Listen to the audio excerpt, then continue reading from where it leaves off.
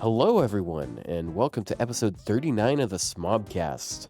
So we finally have content again. I feel like we're at like this month and a half cycle where we'll be like, oh, here's new content, and we'll talk about some new things like for the first couple weeks, and then we'll have 2 weeks where we're like desperately trying to come up with something, and then finally we're gonna be like, oh, next week we're finally gonna have something to talk about, and here we are. We've kind of got stuff to talk about. The new event started. It's a Kiyohime costume, and we also got a new servant with it, which was kind of a surprise. Not for me. I was right. I knew we'd get a new servant. I never doubted it for a second. Oh, there was nothing to indicate it. But, I mean, there was nothing to not indicate it. Damn, this is like the innocent until proven guilty, or the other way around thing. Yeah, I am innocent until proven guilty, and Otto is Twitter. I'm Twitter? What? Yeah, you're guilty until proven innocent. What? I feel like he's trying to put words in my mouth, and I don't know what they are. I feel kind of violent right now. He's putting words. Yeah, okay. I was just gonna say, I feel like maybe in NA, like we can talk about anniversary stuff. Like anniversary content is like the easy views kind of. Well, I guess I shouldn't say that, but like anniversary content is certainly like currently you can just talk about whatever the fuck about anniversary. So I think if you want to do like smobcast episodes, you can just talk about anniversary for NA. Even if we don't have much on JP yet, right? So, like we can talk about we talk about mighty chains. Like you can make a video. You said you were gonna have. Yeah, so, actually, I'm actually working on a video like that. I say I'm working on it, but like I don't know, man. I'm struggling to motivate myself these days. But you know what? Before we talk about what we could talk about, let's talk about what we should talk about. So, this is the new servant. We got a new 5-star AoE quick alter ego, which is a duo servant. We don't have their final ascension yet, but... Which is crazy. It's locked to the epilogue. Yeah. It's not just the final... Yeah. 70.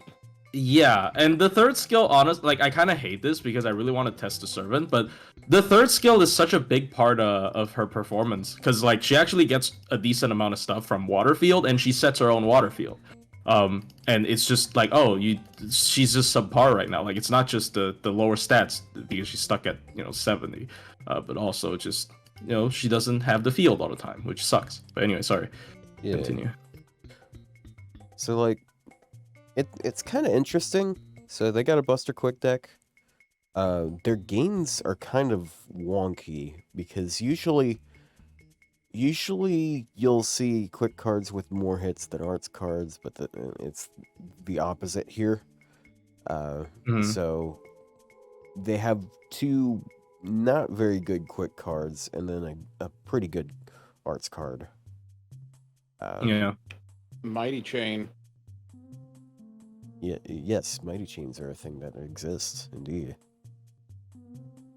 So the first skill, it's a 2-hit, 3-turn evade on a 6-turn cooldown.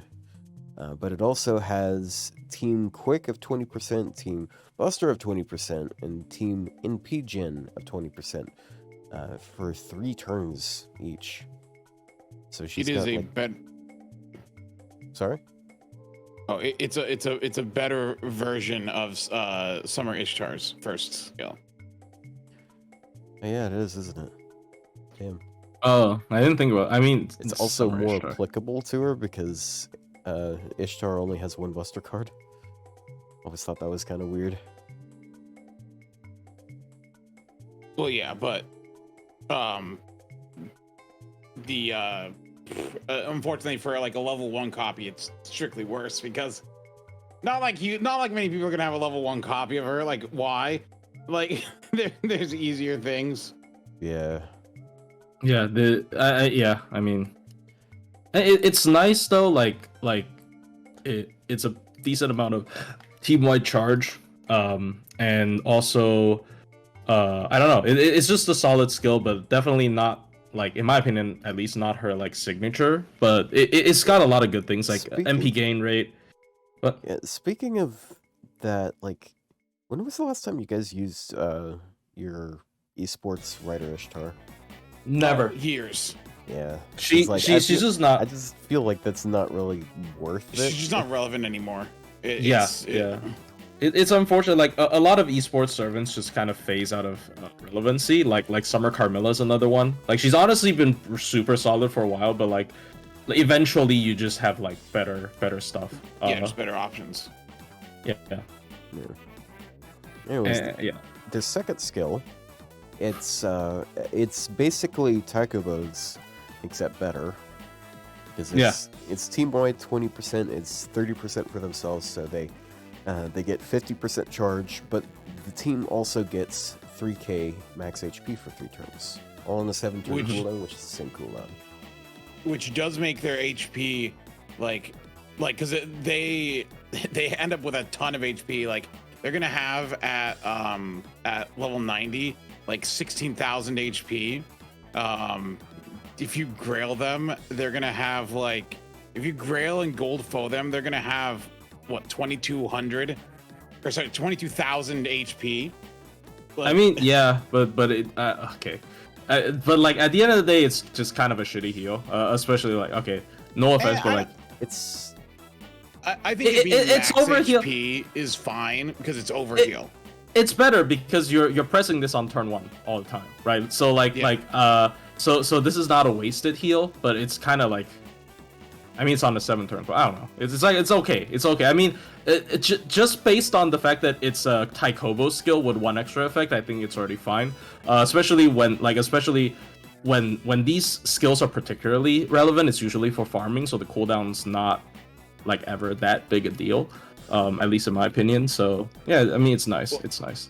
Well, the thing is, if they're gonna have a heal on your battery, I'd rather it be a max HP than a normal heal, I mean, yeah. You're clicking it on turn 1. Just to clarify, I was wrong. It's actually 1 turn longer cooldown than Taikobo's, but it's the same cooldown. Yeah.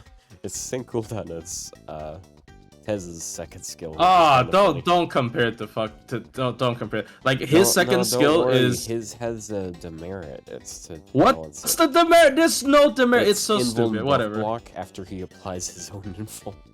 Yeah, and you can remove it with Castora. Like it literally doesn't matter. And also it doesn't block Castoria's invuln.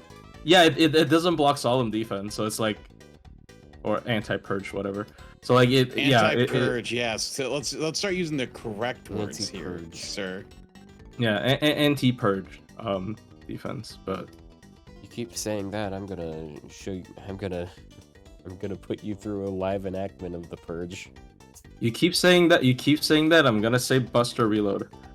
No. Ah, shit. Anyway. He's Buster Reloading.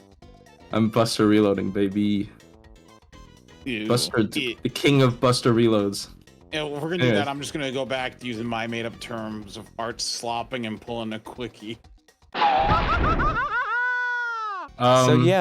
So we just cut to this part of the video because Plushy said something I really didn't expect him to say, and I don't want that. No, it's fine. There's nothing wrong with him saying. I mean, there is. Okay. Cut it out.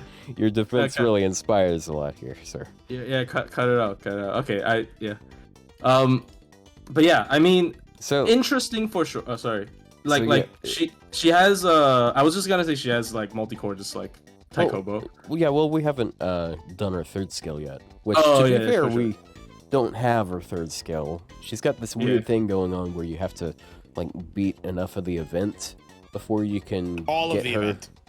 Is it actually the entire? It's on event? epilogue. It's the epilogue. It's epilogue. It's horrible. It's like I don't understand why. Like that reveal for her third ascension, like better be the craziest reveal ever. Like Oberon level, because like holy shit, dude. What is this? Like it's so annoying. I can't review the servant, like because I can't test them out. And it just sucks overall. So yeah. Anyways. But yeah, basically, their third skill when they eventually get it. It's team 20% NP damage. And then 3 times 3 turns, they inflict 10% defense down on one enemy when using quick cards, and then 10% crit for themselves when using buster cards. And then they definitely apply water side on the field, which is helpful because they have their own effects that only apply on water side. What was it? I mean, he okay. Oh, you said calling, first. Sorry. I'm calling it now. Okay. Their final ascension, they're going to merge. Well, yeah, she's a weapon. Okay. She's a scripture. Yeah. So Yeah, well, I think they'll wield the new person. Yeah, the green one's gonna wield the orange one. They also revealed it's not an it's not the NPC guy, it's not the writer, but they revealed like the god that was actually using them as a vessel, like the god itself as there's a like art of him, which is odd because I thought they couldn't manifest without a vessel. Like if you could manifest already, why the fuck are you whatever? But yeah, in the story there's already. I'm gonna see if I can pull it up. So they've got the very useful buff removal resistance of 10% passive that we keep seeing on some servants, and I think I've gone at length as to why I don't like this as a passive. It's just like I mean, usually some is better than nothing, but like you might as well not have it. But like if it's something you want to plan around, it's just going to be such a pain in the ass to actually use it. It's such a big game changer, but it's a 10% chance of being that. So, yeah. I really hate this because like I hate this kind of stuff on a servant I like, because there's always going to be like that one min turn where it requires this thing to trigger, and then it's gonna suck because you're betting on like a very low chance. But like if you want to do the very special like hyper or whatever, or frontline only run, for example, you have to bet on the 10%, which is really bad. But yeah, also this is the one I'm talking about. This is apparently the deity that is possessing these two nice young women here. But yeah. Nice young women. These young women here. You can also see Ryou's epic VTuber keyboard on the top. It's nice. Look, what's wrong with it? It's VTuber. Like, ew. So? I didn't know you were like a HoloLive fan. It's cringe. I like HoloLive, but I'm not like obsessed with HoloLive. Like, you know what would be funny? It's fine. What'll be fun is like if I've actually secretly been a VTuber but with a voice changer. Why would you need to? Okay. Yeah, so pretend to be male VTubers exist? Dude. So who's gonna buy products from them? I don't know. People do. Okay. Oh, sure. So like when I opened up Twitch, so you know how it'll give you like lines of recommendations of all sorts of things. It recommended me this one VTuber who had very unrealistic body. Fucking Passion looked smaller. If that's anything. I mean, it's a it's a VTuber. Egregious. It can be. It's just it's a VTuber. It can be whatever it wants. It's just like what? Like why? I don't know, man. Weebs are fucking crazy, bro. You like Ibuki? Yeah, but it's not big. Whatever. No, I know. It's. I don't feel like getting into that right now, but like. See, it's fine. It's fine. It's fine to like weirdo shit, right? Like, man, like you make it sound like I like her in a weird way, bro. No, But no, do like you? it's the whole thing is part of the appeal. The fact that she's not even human is a part of the appeal, right? I guess. Yeah, there you go. See, I'm not a furry. Anyways, so yeah, wow, we sidetracked. We just talked about this fucking servants kit and we sidetracked so Yeah. many times. I apologize. Yeah, But so they've got like 4 other passives. They've got independent action. They've also got a team 5% crit buff while they're out. Then you've also got a passive 300 damage cut, which that's quite nice actually. And then when they're on waterside field, everyone, and by everyone I mean like one person, like obviously. So 5 stars per turn, and then also 5% charge per turn. So that can kind of help them with their looping and whatnot. It just makes their NP better, basically. Since they're able to force it with their 3rd skill once you beat the event. yeah, which sucks. They got oh shit. That's a pretty rare one. They got anti-moon cancer. Yeah, Just but we one don't of have the- counter class. Yeah, but what's anti-moon cancer gonna do? Exactly. It's like one of the worst ones you can have. Yep. I mean, there's been like 2 moon cancer bosses in story. Yeah. They're I not mean, that hard. a pen 3 is very often like overpriced garbage anyways. Like they've been giving out a lot of anti-berserkers recently, but yeah, I mean, it's just returning to form with this, I suppose. It's just I don't understand. I would really much like a pen 3 to be something else, but I guess they don't want it to be too game changing because it would be too pay to win. If it was yeah. like anti-rider or caster or assassin or something, you know, that then would be in business.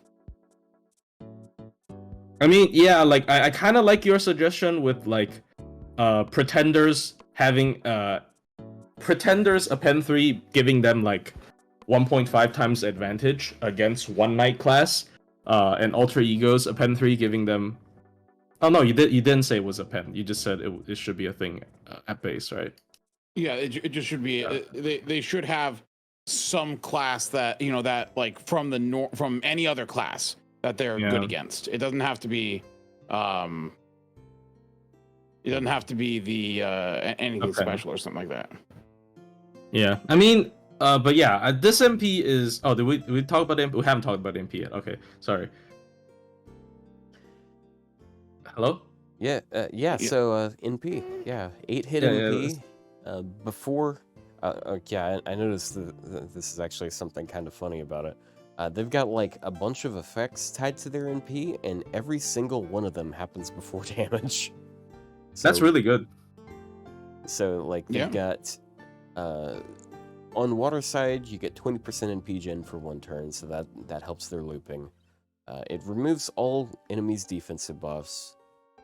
And then they also get Quick and Buster, 10 to 30%. That's their overcharge for a turn. And then they have anti-chaotic damage. So it's a pretty nice spread of effects. Like being able to remove defensive buffs very often is quite nice. Yeah. They also, sorry. I also won't lie. I am a little envious because their refund, basically it is exactly what Suzuka's would have if she had 3 more hits on her NP.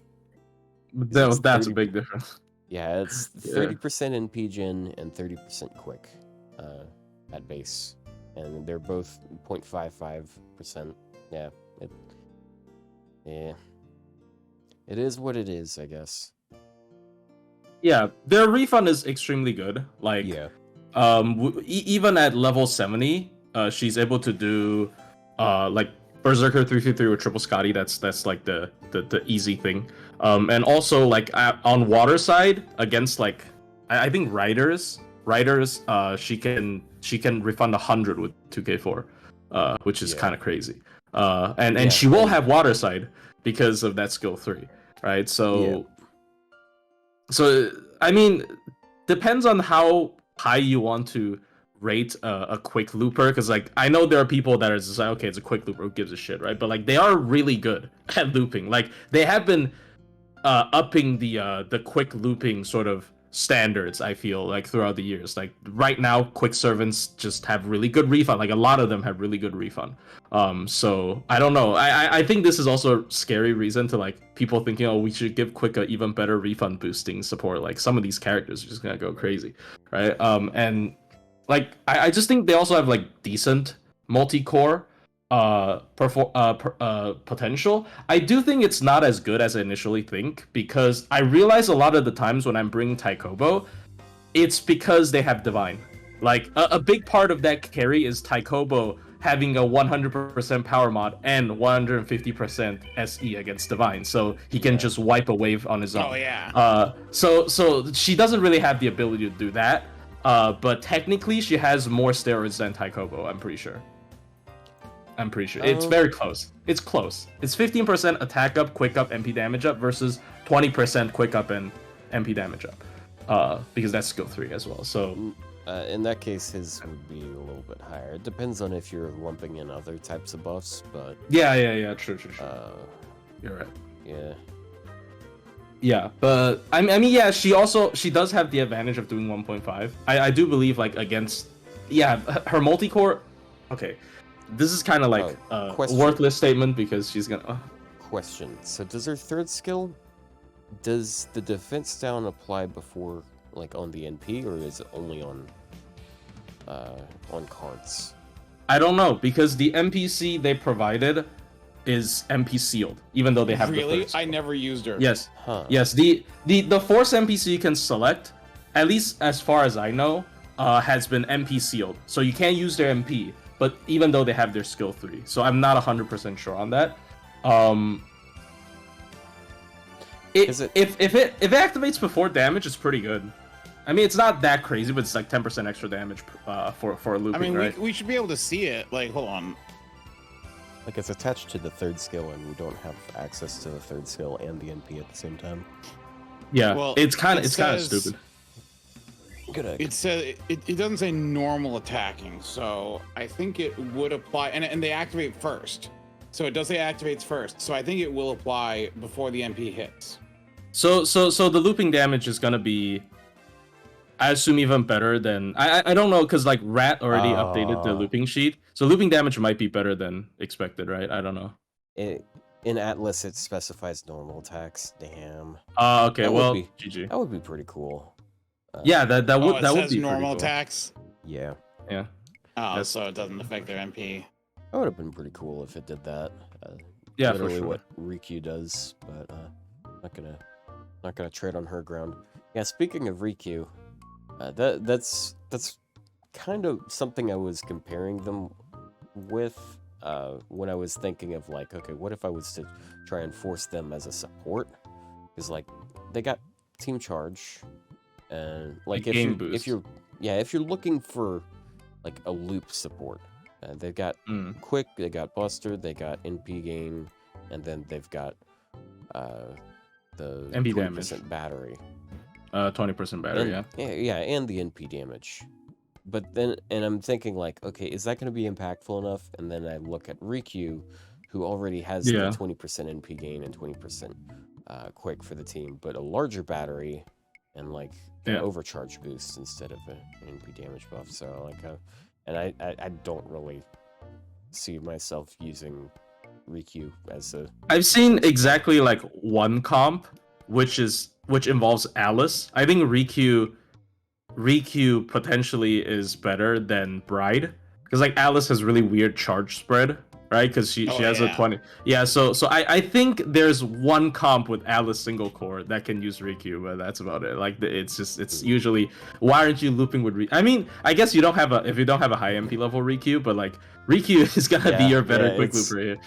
It's like using Ibuki in place of a Jufu, because like she has targetable 30% arts and then also 30% in PGen, but like you can also just be looping with Summer Ibuki. So what? Yeah. One thing There you go. One thing I've noticed with them is none of their numbers are particularly like, there's no crazy high number in their kit. Like, aside from the battery being a 50 battery and a spread 20, everything else is kind of restrained. You got 20% MP damage and then 20% arts and quick. Well, because it's all party wide. No, I thought that was the reason. And that's why. And then the overcharge effect is only 10%. Yeah, I mean, obviously the better overcharge, at least in my opinion, would be the chaotic. I mean, it's not like it's super easy to trigger for like non-arts units, and like for Buster, there's like Koyan Dark that I can immediately think of that will give overcharge, and I guess we want to count Morgan. But like for quick, I can't think of a great one that can apply overcharge. Wait, does Ryou apply overcharge? I think she. Yes. Ryou does on our second skill. There you go. We got but like we don't have a really like staple, I guess, or like often used multi-core for overcharge boost. So I guess it's not that big a deal. But still, like the 10% quick Buster, just I would have taken 20% quick, right? Like. Instead of quick Buster, it's a theming thing. It's kind of like the third skill. Like honestly, I never liked any of these. Like, oh, you gotta attack with the other card type to get like it started with Dioscuri, and then they forced it onto Trunk Sisters, and now they're forcing it onto these twins as well. It's just like these twins. It's the good way though, because like the defense down is on their quick, and you're using the. Unless you're Summer Scotty, you're thinking solely Summer Scotty, in which case you're like, I guess the. But I'd still use quick. There's no downside from a quick chain here, in my opinion, and there's no downside from throwing busters in there either because it increases crit. So it's like, I think this is fine because they're not with characters like Dioscuri or the Trunk Sisters.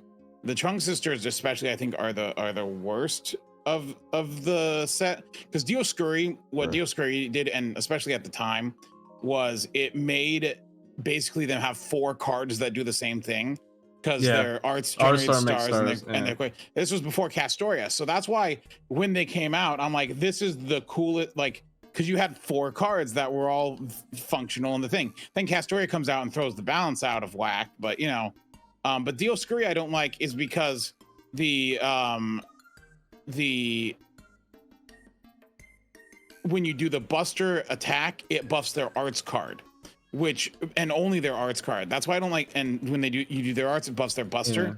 Yeah. I dislike how that mechanically works because like for Dioscuri, you just get benefit from every card from Hibiki and Chikage or whatever their name is. You get benefit regardless of it. But Trunk Sisters, it benefits the opposite thing you're doing, so the card you're using gets no benefit from it. So that's why I think Trunk Sisters are mid and should be laughed at.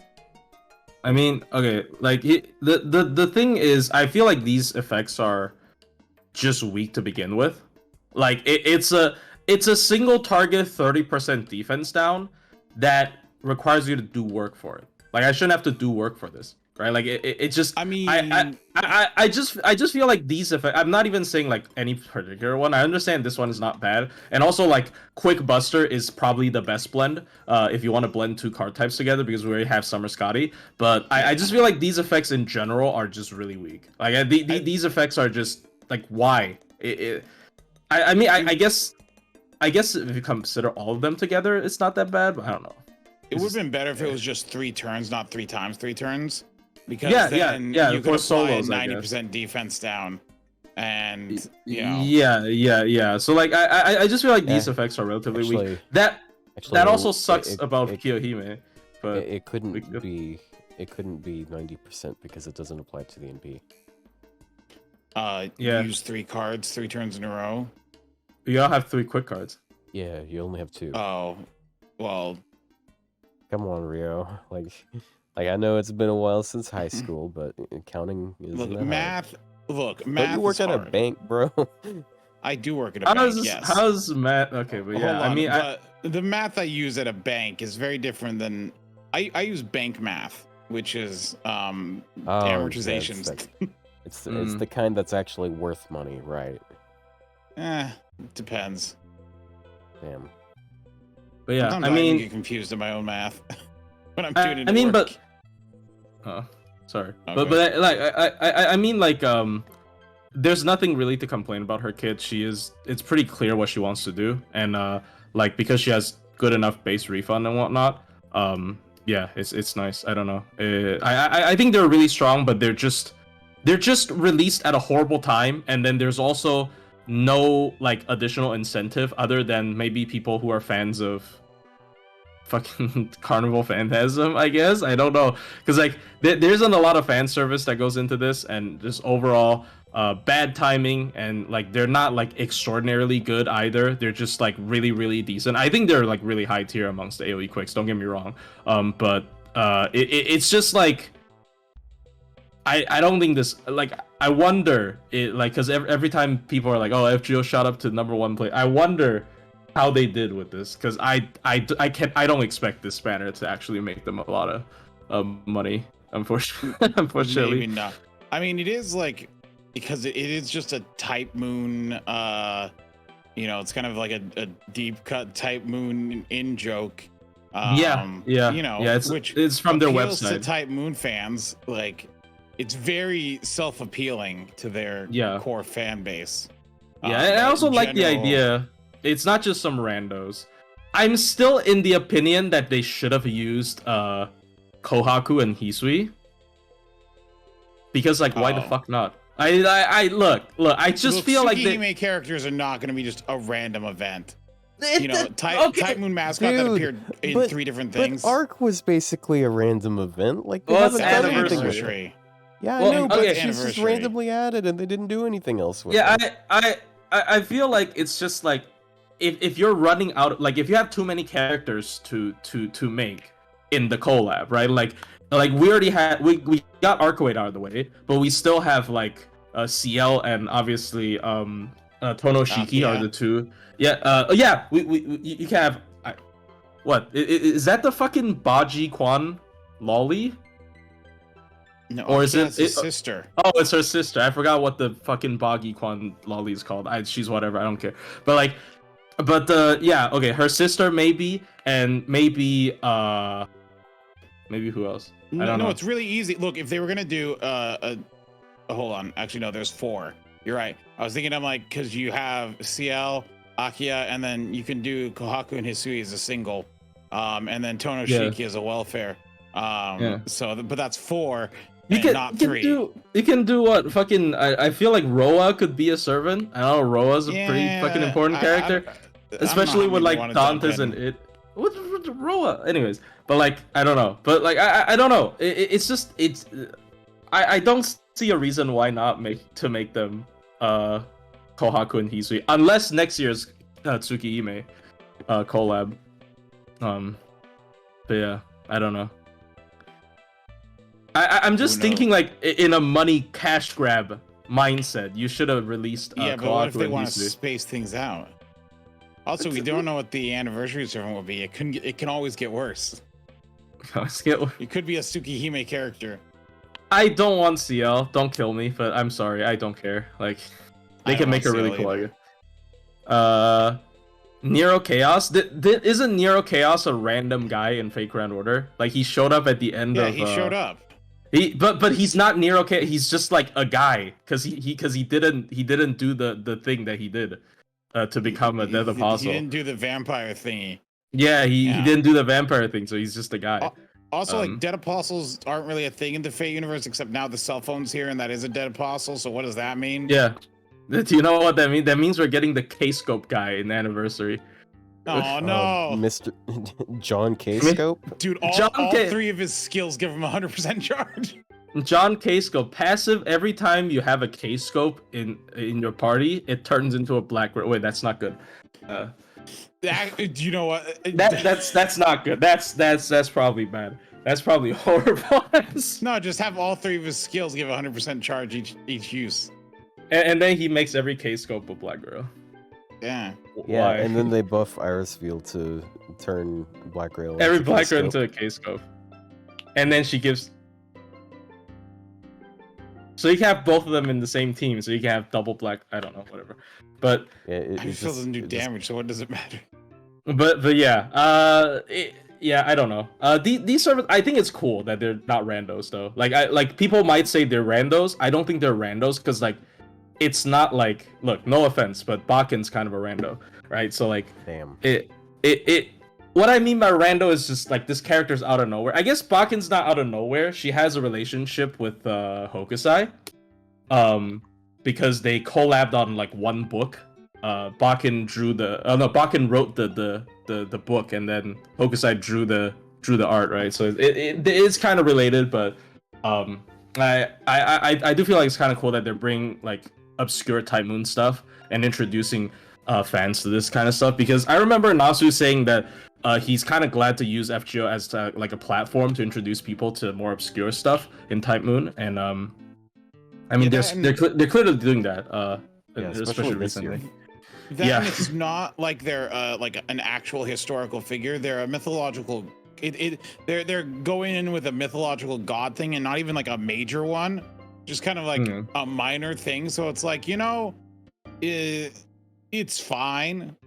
Like to have that be like a possession, because like, look, we established that with Ishtar and Irash a long time ago. That just keep doing it. Gods are gonna do god things. Actually, how many like actual like gods do we have as themselves in Fate Grand Order? I thought you can't have that.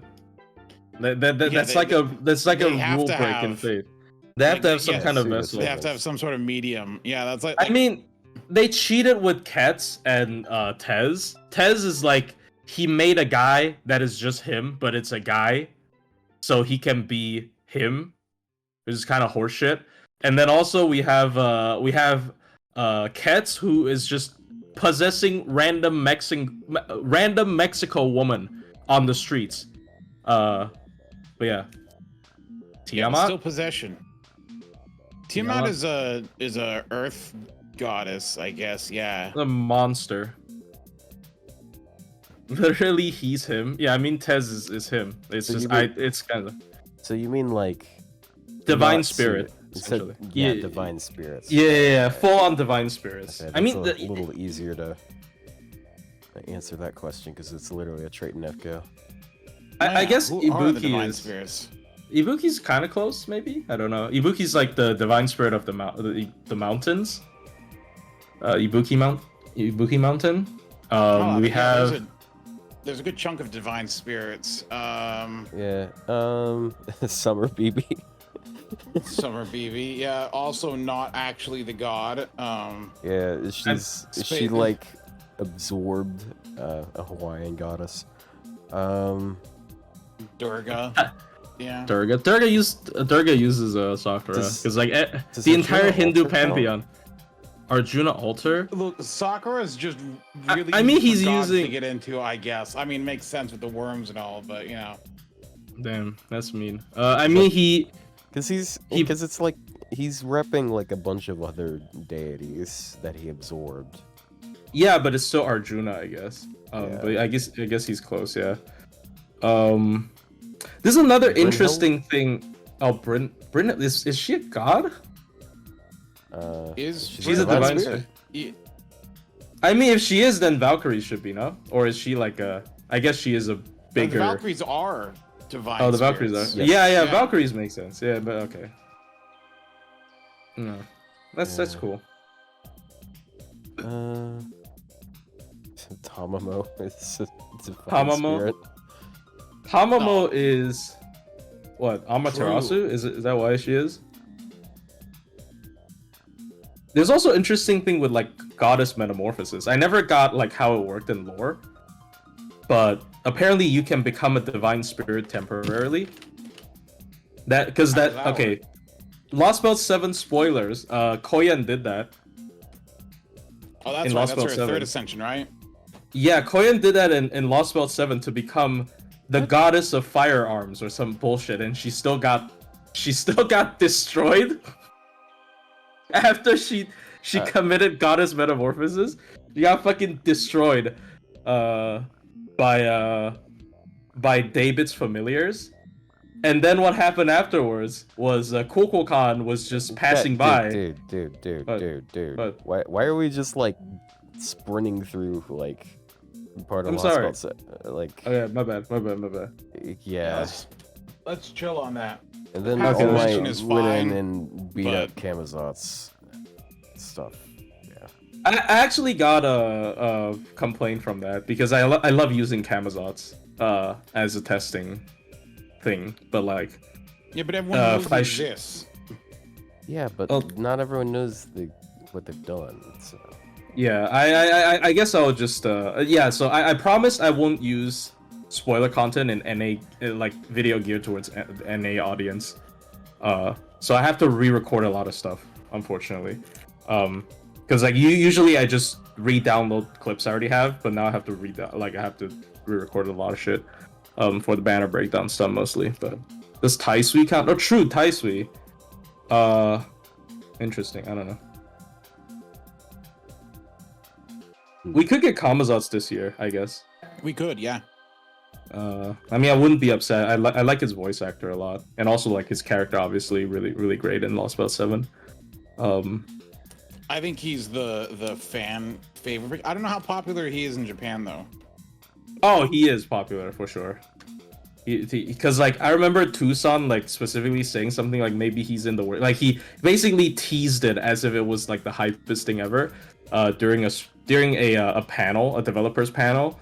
And then everybody went crazy. I think Kamazots is super popular in Japan. And like once again, his voice actor voices a lot of like I think mecha show like old school mecha shows and whatever. Like if people watch Gurren Lagann, they probably recognize him. And it's like he's a great voice actor as well in general. Voice is very fitting for the character. Yeah, he voices him very well. Like I love every line because like you can listen to them in the wiki. Like he puts on hell of a performance. So I'm very excited for him to eventually become playable. But I don't know, it's cool. But yeah, this character I think is going to be one of the forgotten. It's always the AoE quicks. Like we've got like Huyen Zhuo and the Kashin Koji. And then Brittle Mart isn't forgotten. She's overhated, so I guess it's a bit different. It's a bit of a different situation, but like it's always these AoE quicks that people are gonna eventually forget about, and she just adds to that list, unfortunately. And when they are actually extremely solid, like if you're talking about quick refund, I think they're top of the class. Like yeah, they're one of the. It's now 5, because it's Okida, and when I say quick looping, I mean swapless, and Black Grail swapless quick looping. Or no CEs, swapless quick looping. It's Okida, Charlemagne, Daikokuten, Alice, and these 2. She doesn't even need a pen because she has 50 battery instead of 30. Yeah. Like, So Fancy. Andromeda's another one. Yeah, Andromeda, like, dude, it's a Gyaru drawn by Lack, and then she is so fucking unpopular. It's actually tragic. And I actually think her gameplay is very cool. Like getting the huge defense up and self-taunting and then getting a bunch of MP gain whenever she gets hit. Like that is such a cool, like I love that kind of gameplay loop.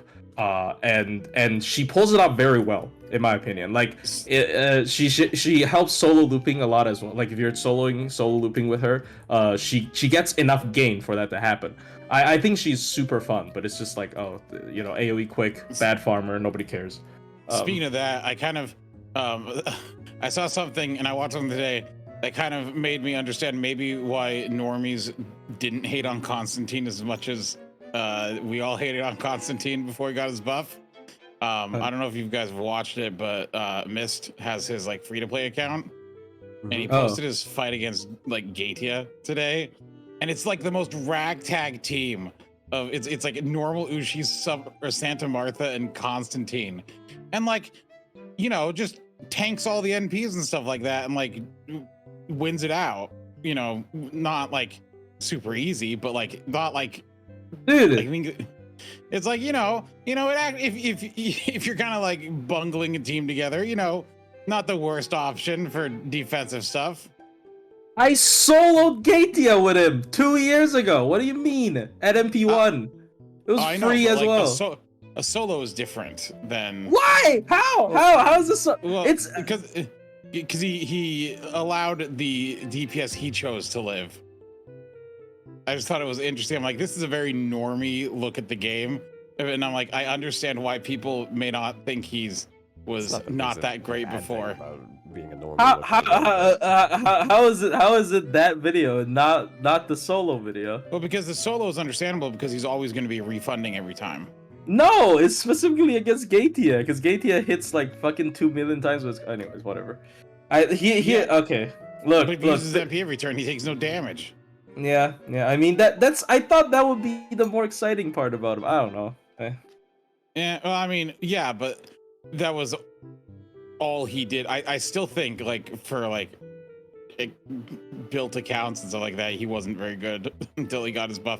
Anyways, I just had to bring up our weekly Constantine mention, and I just thought, I'm like, hey, this is I had to make up for it's the Constantine check-in. Oh, true. No, we true. did a Constantine check-in. You started with like Constantine check, and we said, yeah, Constantine. Dude, and just over in the corner, just crying is Muramasa because he misses when we did that with him too. Yeah. Oh, don't worry, we can still trash on Muramasa. Yeah, Constantine is like before the buff.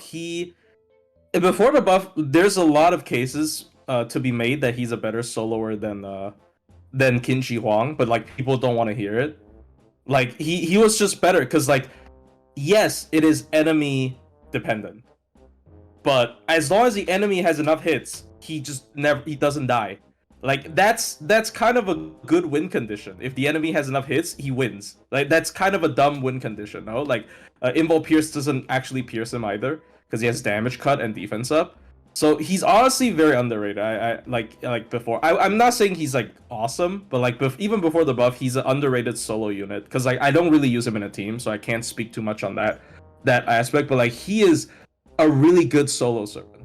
Like before the buff, like really good. It just has like yes, people are gonna complain, oh, but it has to like the circumstances has to match. Well, the circumstances has to match for other solo servants as well, right? Like there are servants that are better at sustain tanking, like Barguest, but there are some quests that just doesn't allow her to do that, right? And on the contrary, there are servants that are good at using guts to survive, but they're just quests that doesn't allow that. For example, I'm not even talking about like a huge boss. The advancement quest that you fight Kualter on, where he has like a 5,000 HP drain at the end of turn. That doesn't count towards his action. So any like guts-based servant just dies to him, right? So every solo more or less has to match some kind of prerequisite, and Constantine has a win condition, which is if he meets the prerequisite. So I don't know why I'm still defending him because like after his buff, people know he's good, but like even before his buff, I think he's a really good solo unit. Like I don't know. Yeah, but no. Also, someone said Nero better than Muramasa. It's kind of similar to it depends on Saber what you're using him Shiki. for. Yeah, Muramasa's still better at farming. Like I look like I'm not delusional enough to say like Muramasa's worse at farming than Nero. Nero could beat him in damage, but that's about it. Like Muramasa Nero could can swapless farm like 3 turns, so take that as you will. He's better than Kinji. So well, yeah, now he's better than Kinji. Speaking of, not sure if they're good now after a buff. Let's go to the other thing that got Kiyohime changed. sucks. Kiyohime. Yeah, Who Kiyohime. did Bad indeed buff get a buff. for bad servant. So it's weird because what they did, they buffed her stalking. So now instead of being 24% defense down, it's a whole 30%. Mm-hmm. It's only one enemy. She still applies the attack buff, which it's all right. Whatever. She has special attack now versus burned enemies, and every time she attacks someone, she gets 10% charge for 5 times 3 turns. So it's also Satanta's buff, except it only works against burnt enemies. Yeah. So I just learned something extremely disappointing about the buff, by the way. Like, I just want to get it out of the way. Yeah. So the exciting part is it works with MP. Yeah. But the unexciting part is when you use it against 3 targets, it eats up 3 uses. because it's against 3 targets. So I had this whole idea of like Kiyohime getting an MP upgrade, and then it puts her burn before damage, and she'll be able to loop with cranking because of this skill. And you've actually tested this, right? Because no, but she can't. Oh, you mean it consumes consumes 3 seconds? Like, other ones have worked like this before. Actually, Plushie, you still would be able to do that, because if you use up 3 of them, okay, so you refund 30% that one, but now you can only get 20%, but you could double cast the skill. Yeah, and then you're getting 50% on that one. The next one, which is enough, right? Isn't it? What's the cooldown? Plug Oberon. It's a. Oh, you're right. You're right. It's still alive. The dream is still alive. Kiyohime looping. So yeah. Wait, someone said it only consumes 1 stack on AoE. Really? But like other buffs that have done that consume. Hold on. Oh, let me try then. Let me try. Maybe I'm tweaking.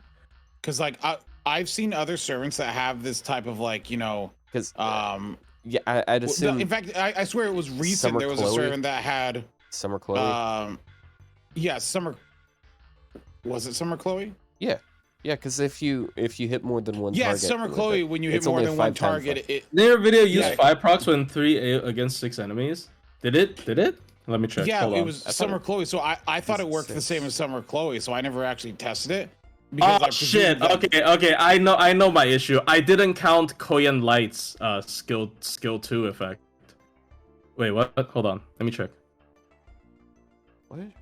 So she's supposed to refund against 6 enemies. She would refund 60%. 50. So it was only 50%. Let me check. No, it was 60% because her arts card got her 40%, which was kind of fucking nuts. Wait, why did she only refund 40? What the fuck is happening? It's against 6 targets. Did she miss a burn? Wait, how is it only 40? What the fuck? Oh, I didn't. Oh no! I didn't max the skill. Fuck! I'm stupid. I didn't max the skill. Oh my god! Wait, is it affected by skill level? Hold on, let me check. No, it's 10% per burned enemy. Static. Did you? What video? What did it refund? At? My own video. Why did it refund 40? It should refund 50 or 60 though. Why the fuck did it refund 40? This is. I could have sworn I've watched this before. Is it 40? It was 60%. It was 60? Oh shit. Why did? What, did you not watch the video? No, I made the video. Yeah. Oh, it is. It literally says it's like. Oh wait. Oh, okay. Oh, it does refund 60. Look. Okay, look. I thought I was going crazy because somebody told me when I was in voice chat that it doesn't work. I'm like, oh man. Right, because that was me, because I had been told it doesn't work, and I just presumed that. I'm like, oh, so it's like Summer Chloe's buff. And look, so I forgot. It was like so early in the morning when I did this. I apologize. I wholeheartedly apologize. Okay, so it doesn't. So it doesn't matter. So I hear misinformation. Okay. Spread it to Plushie. Plushie spreads misinformation. This is how the community works. It's actually so like so funny because I made the fucking video and forgot about it. Yeah, what would you do without me questioning it? Because I feel like we've went through this like 5 or 6 times. Why does now. Summer Crow get absolutely ruined by this then? No, what? How? What do you mean Summer Crow? Stacks are she doesn't consumed. It doesn't. She has a 5 turn thing, but it only it's 5 attacks. It's not 5 enemies attacked. Wait, so if you do an AoE and you get 3 stacks, it only counts as 1? Yes. So I'm sure Summer Crow too the whole time. Yeah, I've tried that because I had a video where it was demonstrating her bond CE, and I got like so many statuses on like Koyanskaya. I think I got like 10 or something stacks on Koyanskaya. So the way that it's phrased on the wiki is Whenever it It's hits a burning a target. buff on attack buff for 5 times 3 turns. Charges NP gauge by 10% per enemy with burn status hit when attacking. So it's 5 attacks, but it's like you get 10% for whatever burned enemy you hit. So I think that's vaguely just, better. No, it's a lot better. It's the same in Atlas. So Atlas says it what's the cooldown on it? It's 5. 5. Yes, 5. So So you can double stack. So you can refund 30 and then you can refund 60. Yeah. Okay. Let's just pretend this never happened because like I never assumed it was wrong, and then I thought, okay. And then I was told wrong. I mean, and then it's not your fault. I should have checked my video. I don't know why I didn't check my video. I was just assuming I fucked up or something. And yeah, my bad. Sorry. I was also the day this buff came out. I was also, I believe, up at 2 a.m. playing Final Fantasy 14. No, so I was out of so it anyway. Look at this with Summer Kuro. This is like what you can do with there's so many purple diamonds. Like there's like fucking 5. yeah, there's a shit ton of them. Yeah, so Summer Kuro for sure works normally. No, well, everyone normal. affected. She didn't work that way before. The timeline changed. I swear. Yeah. Okay. There we go. See. Okay. Never mind. So I mean, the buff doesn't help her farm, obviously, but it's nice. Like she already has really good gains on arts cards to begin with. But I swear though, there was a character that consumed something per enemy hit. Who was that? Am I hallucinating a character like effect?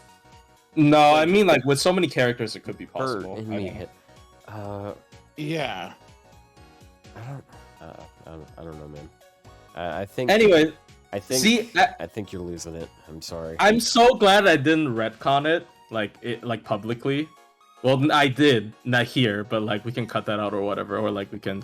I mean, we clarified immediately after. We don't cut this out normally. We'll cut out what you said earlier because that is sus as shit. But okay. that out. I think it's fine because like it's immediately clarified. It's okay. But yeah. So this is the problem with this is just Kiyohime doesn't have any staying power. So I guess it's not that big of a problem because like if it helps her gain her MP back, it's pretty nice because like I said before, like her arts card is good. So she can like with one card she can full refund, essentially, right? Like with one arts card, if it crits, she can full refund. So like one of the things that it just kind of suffers from, it feels like they're trying to do the same type of buff that they did for her first skill, which is like under the assumption that she has a way of regularly burning the enemy, because like her first. But she doesn't. Yeah, because it's like it used to be a 24% defense buff, then they added 6% to it, and like she puts AOE burn rate. Oh, she does. It's just that her MP is a 10-turn burn. It's on it's a 10-turn burn. Yeah, it is a 10-turn burn, but you have to it's MP once for it to do anything. Yeah, I believe that is the balance point. They don't want her to loop. They don't want to like make her Salter, basically. Like that's why I called the video this is like Salter's buff but shitty, because I don't think they want to make her Salter. I mean, she is the most 123 star though, so you know, maybe for some people she has the staying power to get use out of this in a boss fight. Yeah, like I think it's balanced around the fact that as long as she uses 1 MP, she's gonna get that effect. Like that effect is gonna trigger. Like you think your Kiyohime is living for 10 turns? Like and like within 10 turns you're gonna be able to MP again. So like I do think it's kind of smart because the other than the farming aspect, like Kiyohime can keep their enemies burnt unless the enemy has cleanse. It's very easy for her to keep the enemies burnt, right? As opposed to some character like Draco. What Draco's skill is burn for 3 turns with 5k burn. So yes, the burn is stronger, but effects that take advantage of just having the burn status rather than the burn damage is pretty nice on the character like her. Like I understand. I think the first skill is kind of shitty because like the first skill, actually cares about the burn damage. And even though Kiyohime burns for 10 turns, it's like not a lot of burn damage because it's a very tiny burn. So it kind of sucks. But like for this skill, it doesn't matter how big the burn is, right? She can take advantage of it as long as there's a burn, and she is going to keep a burn on the enemies. Like it's going to stay there forever. After her first MP. So yeah, I still think it sucks that she doesn't have a way to burn enemies. Like if her first skill was just AoE burn, it would have actually made this skill buff a lot better.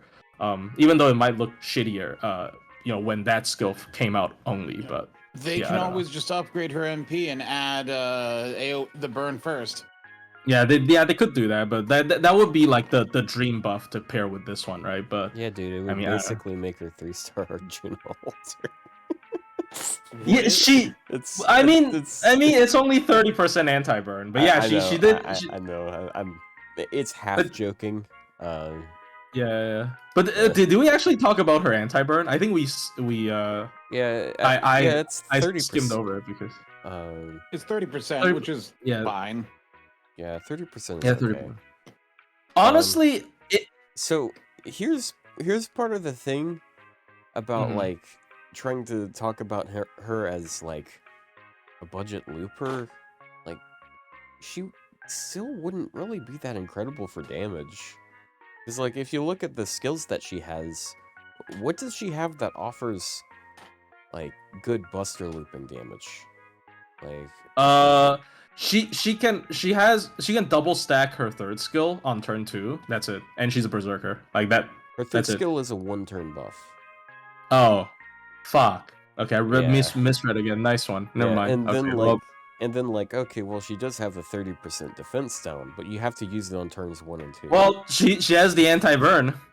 That'll be 60% by turn 2. Yeah. So if it it's 1 P mod. Yeah. Now there's that, but like it's not great. Like she's not gonna be great either. It's just that there's no like budget berserker buster loopers. I forgot how many of them are in the welfare, because like the problem with buster looping is you need like a relatively big battery, and a lot of times with welfares they're hesitant with giving you big batteries. So I feel like there's way more like budget arts loopers, for example, than buster loopers. I hate saying this, but like with what you are going to be trying to use to get her to loop, you might as well be using Spartacus. Well, plus there's only one Spartacus is 30 better. Buster AoE Berserker, and it's Cha-Cha. No, I'm not saying Berserker, I'm just saying like AoE Buster that can loop as a welfare. There's a surprisingly little amount of them, though. Yeah, there's surprisingly little. That's part of why Buster looping is so expensive. It's because the majority of Buster loopers are 5-star. Like, there's only a handful that are like 1 to 3-star, and those ones are brute forced. Like, I don't think there's any AoE Buster welfares that can loop. Yeah, because like Gray has 20 battery, no? Gray's 20. Oh, 20 can loop, but it's not. Does she refund on her MP? She refunds 10%. She does. Yes. Oh, yeah. She just needs starting 60 charge. She just needs starting 60 NP. When they upgraded her NP, because she got an MP buff. It's just gray. It's just gray though. I'm pretty sure it's just gray. Yeah, I mean gray is surprisingly good. I think gray is a little underrated. You got Caster-Ku. Caster-Ku is probably the best one if you get him to MP5, like Caster-Ku. Well, he's not a welfare though. Yeah, he's not a welfare. He's harder to get than any of them, ironically. Yeah. And like he's also a bit like overrated because people think that they can just 120 Caster-Ku and buster loop everything like Melucid. No, that's not how it fucking works. I'm sorry. If we're super generous, there's Rider Alter. Rider Alter? Oh yeah, Rider Alter. She gets refund. Wait, does she get a refund? Yeah, she gets refund and she 20 gets battery. Refund, and then she has 20 battery. 10 battery for the team. Oh, 10 battery. As well as like 20% crit, I think. And then how does 10 work? Oh, you need scope then. You need scope. Yeah. But if you're gonna do that, honestly, I kind of feel like you're better off with Janta, who only has a 20%, but like either way, you're doing double Oberon, and I'd rather go with one with the NP upgrade, even though to be fair, Rider Ultra has the weird modifier on her NP where it's better than an upgrade, but I mean, here's the thing, right? Like Buster looping is not that great to begin with. Has things that'll help her. I mean, it depends. I think Buster is nice in multi-core. Well, yeah, then that's not looping, is it? That's basically what I mean. That's basically what I mean. Why I like Buster Servants. I think Buster is way better suited for a multi-core.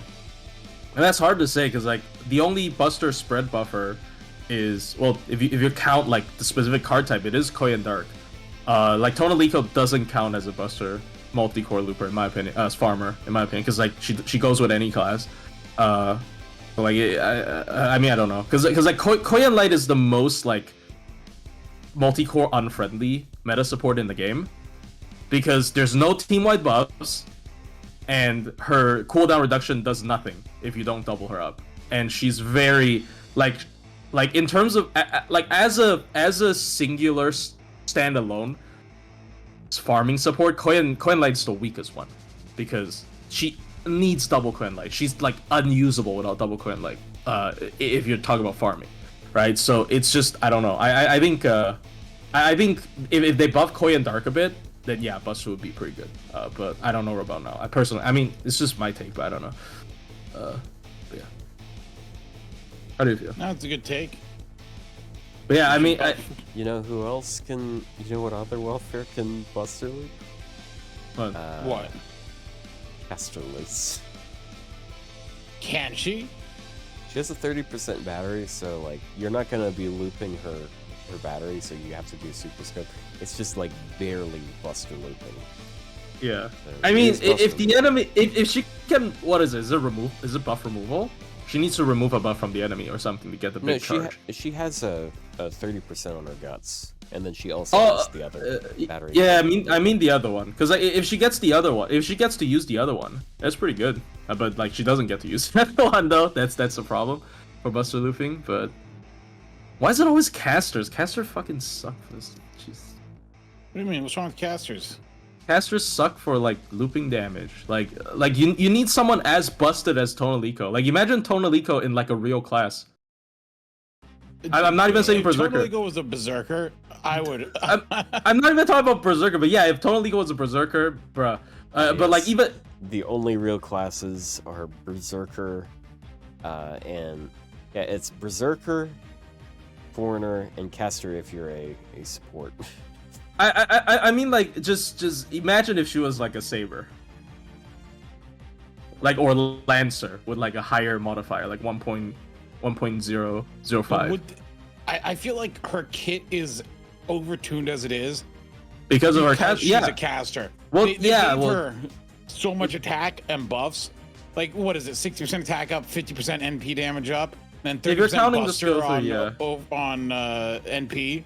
Yeah, like, if you're counting the skill named Last Resort that you can use on turn 2, real fucking Last Resort there, Tonalico. Really funny. Yeah, it's not Last Resort at all. It's turn 2. It's my Last Resort on turn 2. I can't take it anymore, guys. I gotta go. And then I'll use it again in 3 more turns. Yeah, it's dumb, but yeah, she is overtuned. I don't know. It's what they had to do to make a caster good DPS. I mean, it really is all it is. Rainus and Shamble. Dude, Rainus is so good. Okay, here's my, like, okay, this is just random rambling. I won't go into too long. But, like, I was just thinking, like, okay, is Proto Merlin that necessary? And, because I feel like, okay, because the hard carry on the team is still Castoria. So your other partner to Castoria, Proto Merlin is the most optimal and easy to use one, but like, what if you use another one? And obviously, everyone gravitates immediately to Tamamo, but Tamamo plays a little bit different because she doesn't have any like immediate effects. She kind of starts slower and whatnot. But then I looked at Rainus. I'm like, holy shit, Rainus kind of stupid with like Castoria, Rainus, and an Arts DPS. That team's kind of stupid because at some point your Arts cards, even without critting, gets like 80% MP back because Rhaenys's MP gives MP gain up for the entire party for 3 turns. And if it's actually kind of stupid. And like if you're fighting a berserker, you don't have to worry about it anymore because you take neutral damage. So Rhaenys is really, really underrated. Every time I try to use her, the more I realize how underrated she is. But yeah, that's my ramble done.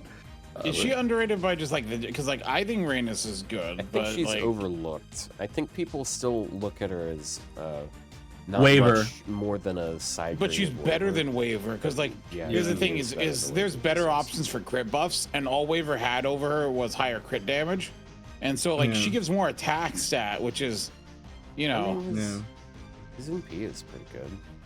Yeah, he dude.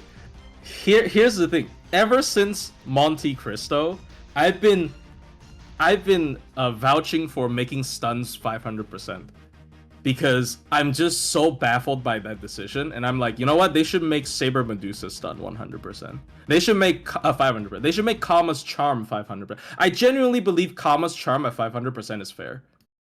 After Monte Cristo, you think? Because like, yes, you know, you're right. After Monte Cristo, because Charm is objectively worse than stun, right? Like, I mean, technically objectively worse than stun because, you know, mental debuff is another thing that can block it. It's like a worse version of stun that can be blocked by more stuff. So I truly believe Kama with 500% stun, like it will make her third skill effect useless, but I don't know. I just feel like it suddenly feels pretty balanced. You know what I mean? I don't know, but yeah, that's another tangent. My bad, but yeah. We love tangents. This is a tangent. Did we talk through both the servants this week at least? We did. Right, we did right, Otto. Both of the 2 servants that had anything of interest. I'm sure we're going to be seeing more things as we get more banners because like last month or so has been kind of crazy with the amount of buffs they've been giving on banners.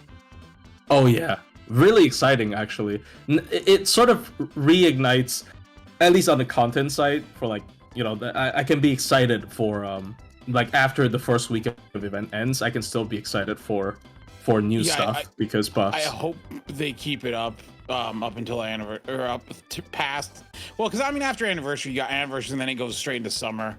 So, but like the downtime between, you know, this event like lull and anniversary is, because you know this event's going to be done in a week, so then we have 3 weeks till anniversary. So yeah, we can look at did we I don't think we did this last week. We can look at the bonus list and like think about what servants they could I don't know, like if we have nothing. You're to gonna talk buff about. Edison again.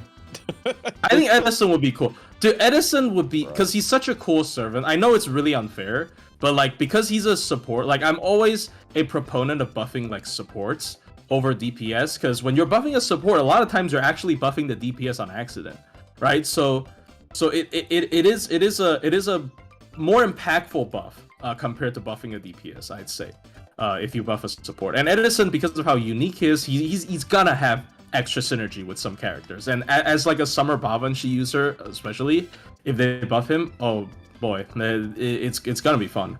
But I think they could buff either Da Vinci. I don't have either Da Vinci, unfortunately. But I think either Da Vinci could use a buff for sure. Ryder Da Vinci could use an MP interlude, I'm gonna be honest. And that would make her really good. I think like on these kind of MP spam characters, if they upgrade their MP, even if it's just base damage increase, that would make them just so much better. Because like usually the problem with these characters is the MP damage. It's kind of like Mordred. Like they refuse to give Ryder Mordred like an MP interlude for some fucking reason. But like if they ever buff her MP, I think she would be a lot better than what she is now. Because oh boy, so I don't know. But yeah.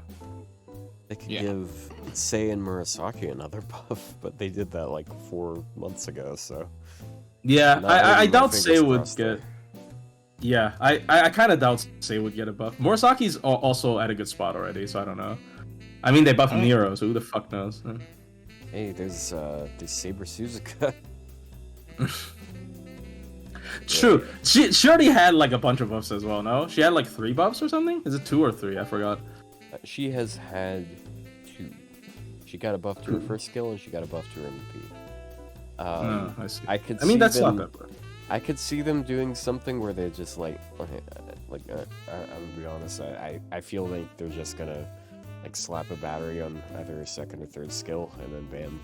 Because like that's really the only thing she needs to be able to Buster Loop. Yeah. Because she has regen, she can kind of Buster Loop as is, but like I feel like she'd be a good Buster Looper.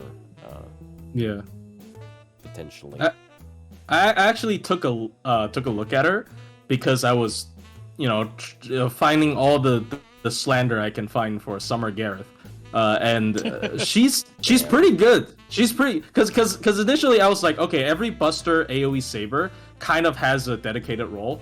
Because you got Siegfried who's anti-dragon, you got Barges who's solo, you got Gawain who's like a triple buster, crit card, whatever. You got Saber Alter who's like still very good outside of farming, but like Black Row Buster Loop is what she's known for.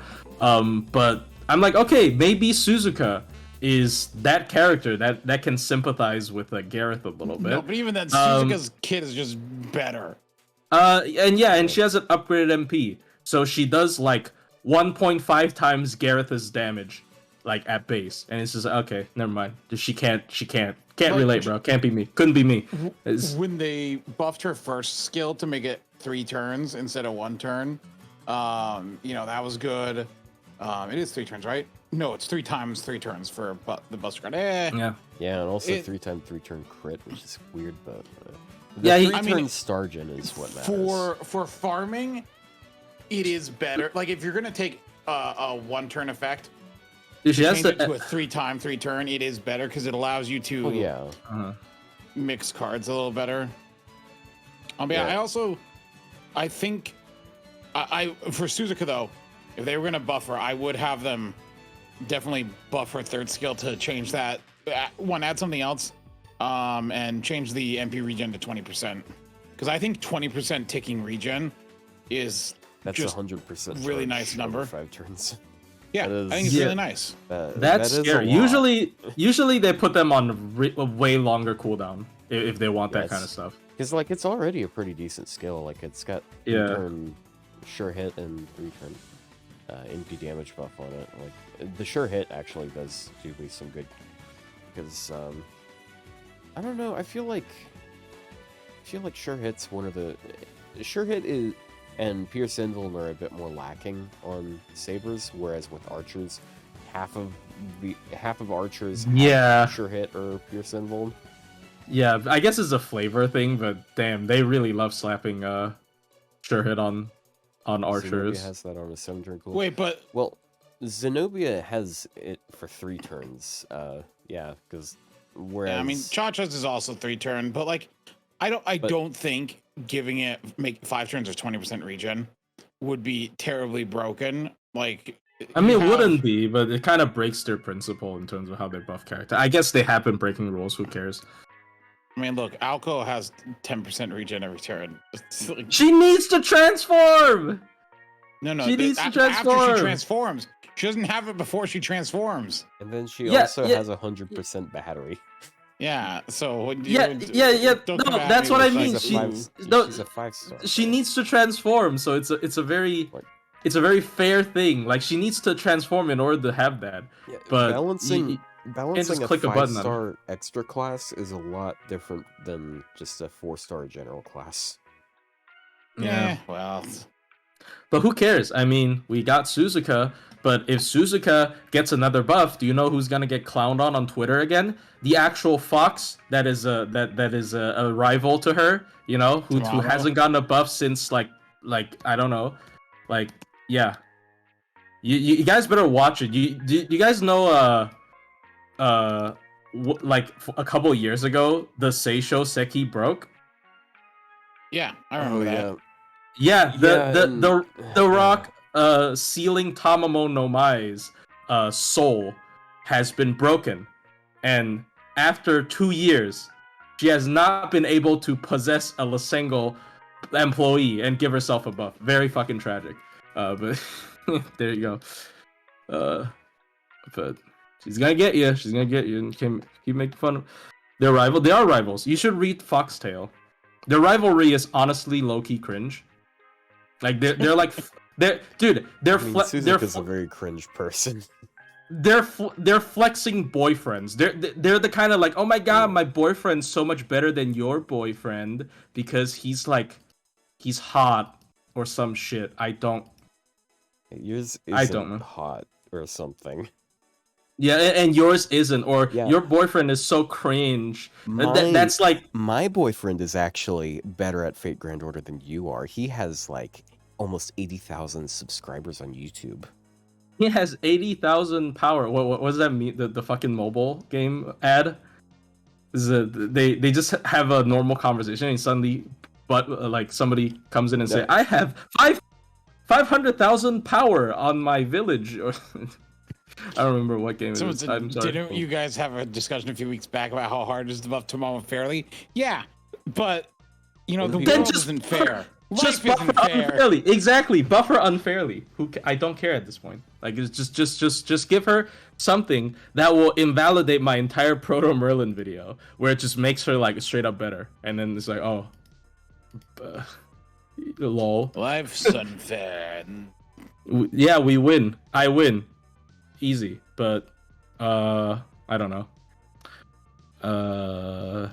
Yeah, Summer Gareth bad. We're going back to this, but yeah, Summer Gareth pretty fucking bad. Holy shit! Because she comes out this year, like for NA, they get to experience true horror. You can check out my video, which is almost gonna go up if I can find this image from my thumbnail. I think it's about to go up, but yeah. Do that.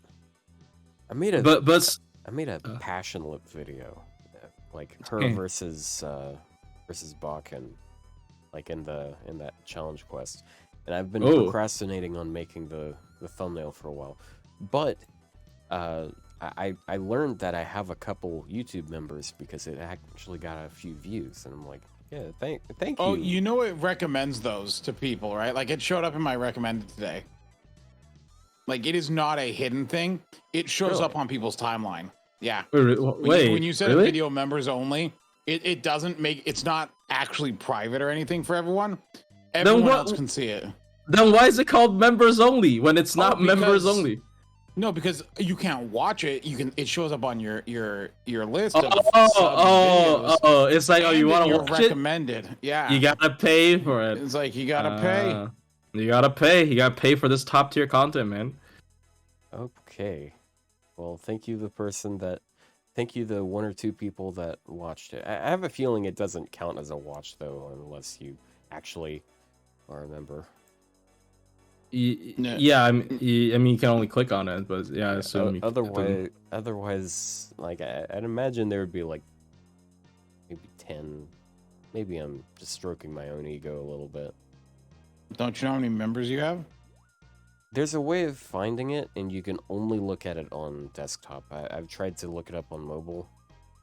This is the first time I've thought about it in the last week, while at my desktop. So I'm figuring it out again. Do you guys understand this? Also, do you guys like this Bakken event ripoff sweets making thing? I don't know. I don't. Can you only do one at a time? No, I can already do 3 right now. You just click on the other. Like every day you clear the story, you get an extra. Like you can do one more at the same time. I'm currently doing spinal fluids, feathers, and the lamp, genie lamp. Oh, I need to do feathers, but it's like, how many at a time can you have it craft? Right now 3, but it will be more because like on day 1 it was 1, on day 2 it was 2. I assume on day 3, it was 3. So I assume on day 4 it's gonna be more. How many? Like if I want to go feathers, like on the first day I was able to craft 3 because I had the materials of 1 item. But like how many can I queue up? I think it's for rarity. So at once you can queue up 4 feathers, 7 of the bronze ones, and 3 of the gold ones. So 4 silver, 7 bronze, 3 gold, I assume. Oh. Right. And I mean, you can refill it. It goes so slow that every time I open the game, I just press refill. Like you don't have to wait until the whole order is done. For example, if you queue up 3 feathers and they're done with 1, you can just put 1 up. Yeah, I realize I need to actually start doing this because I need feathers. Yeah. and the ordeal call note is nice, but it's not a guaranteed feather. So it's like, I should keep up on things like that. I actually was so disappointed because when I saw this brewing thing on stream, I was like, holy shit, this is gonna be Riku's event. And I love that event, and I regret not farming like 300 Black Beast Grease. And then no, it's Bakken because haha.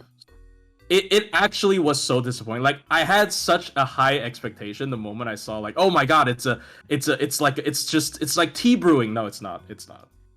They're never bringing that shit back. It is so good. Like because it's happening in FGO Taiwan, and some of my viewers that play Taiwan is asking me about it, and I just went to like revisit how good it was. It is so good.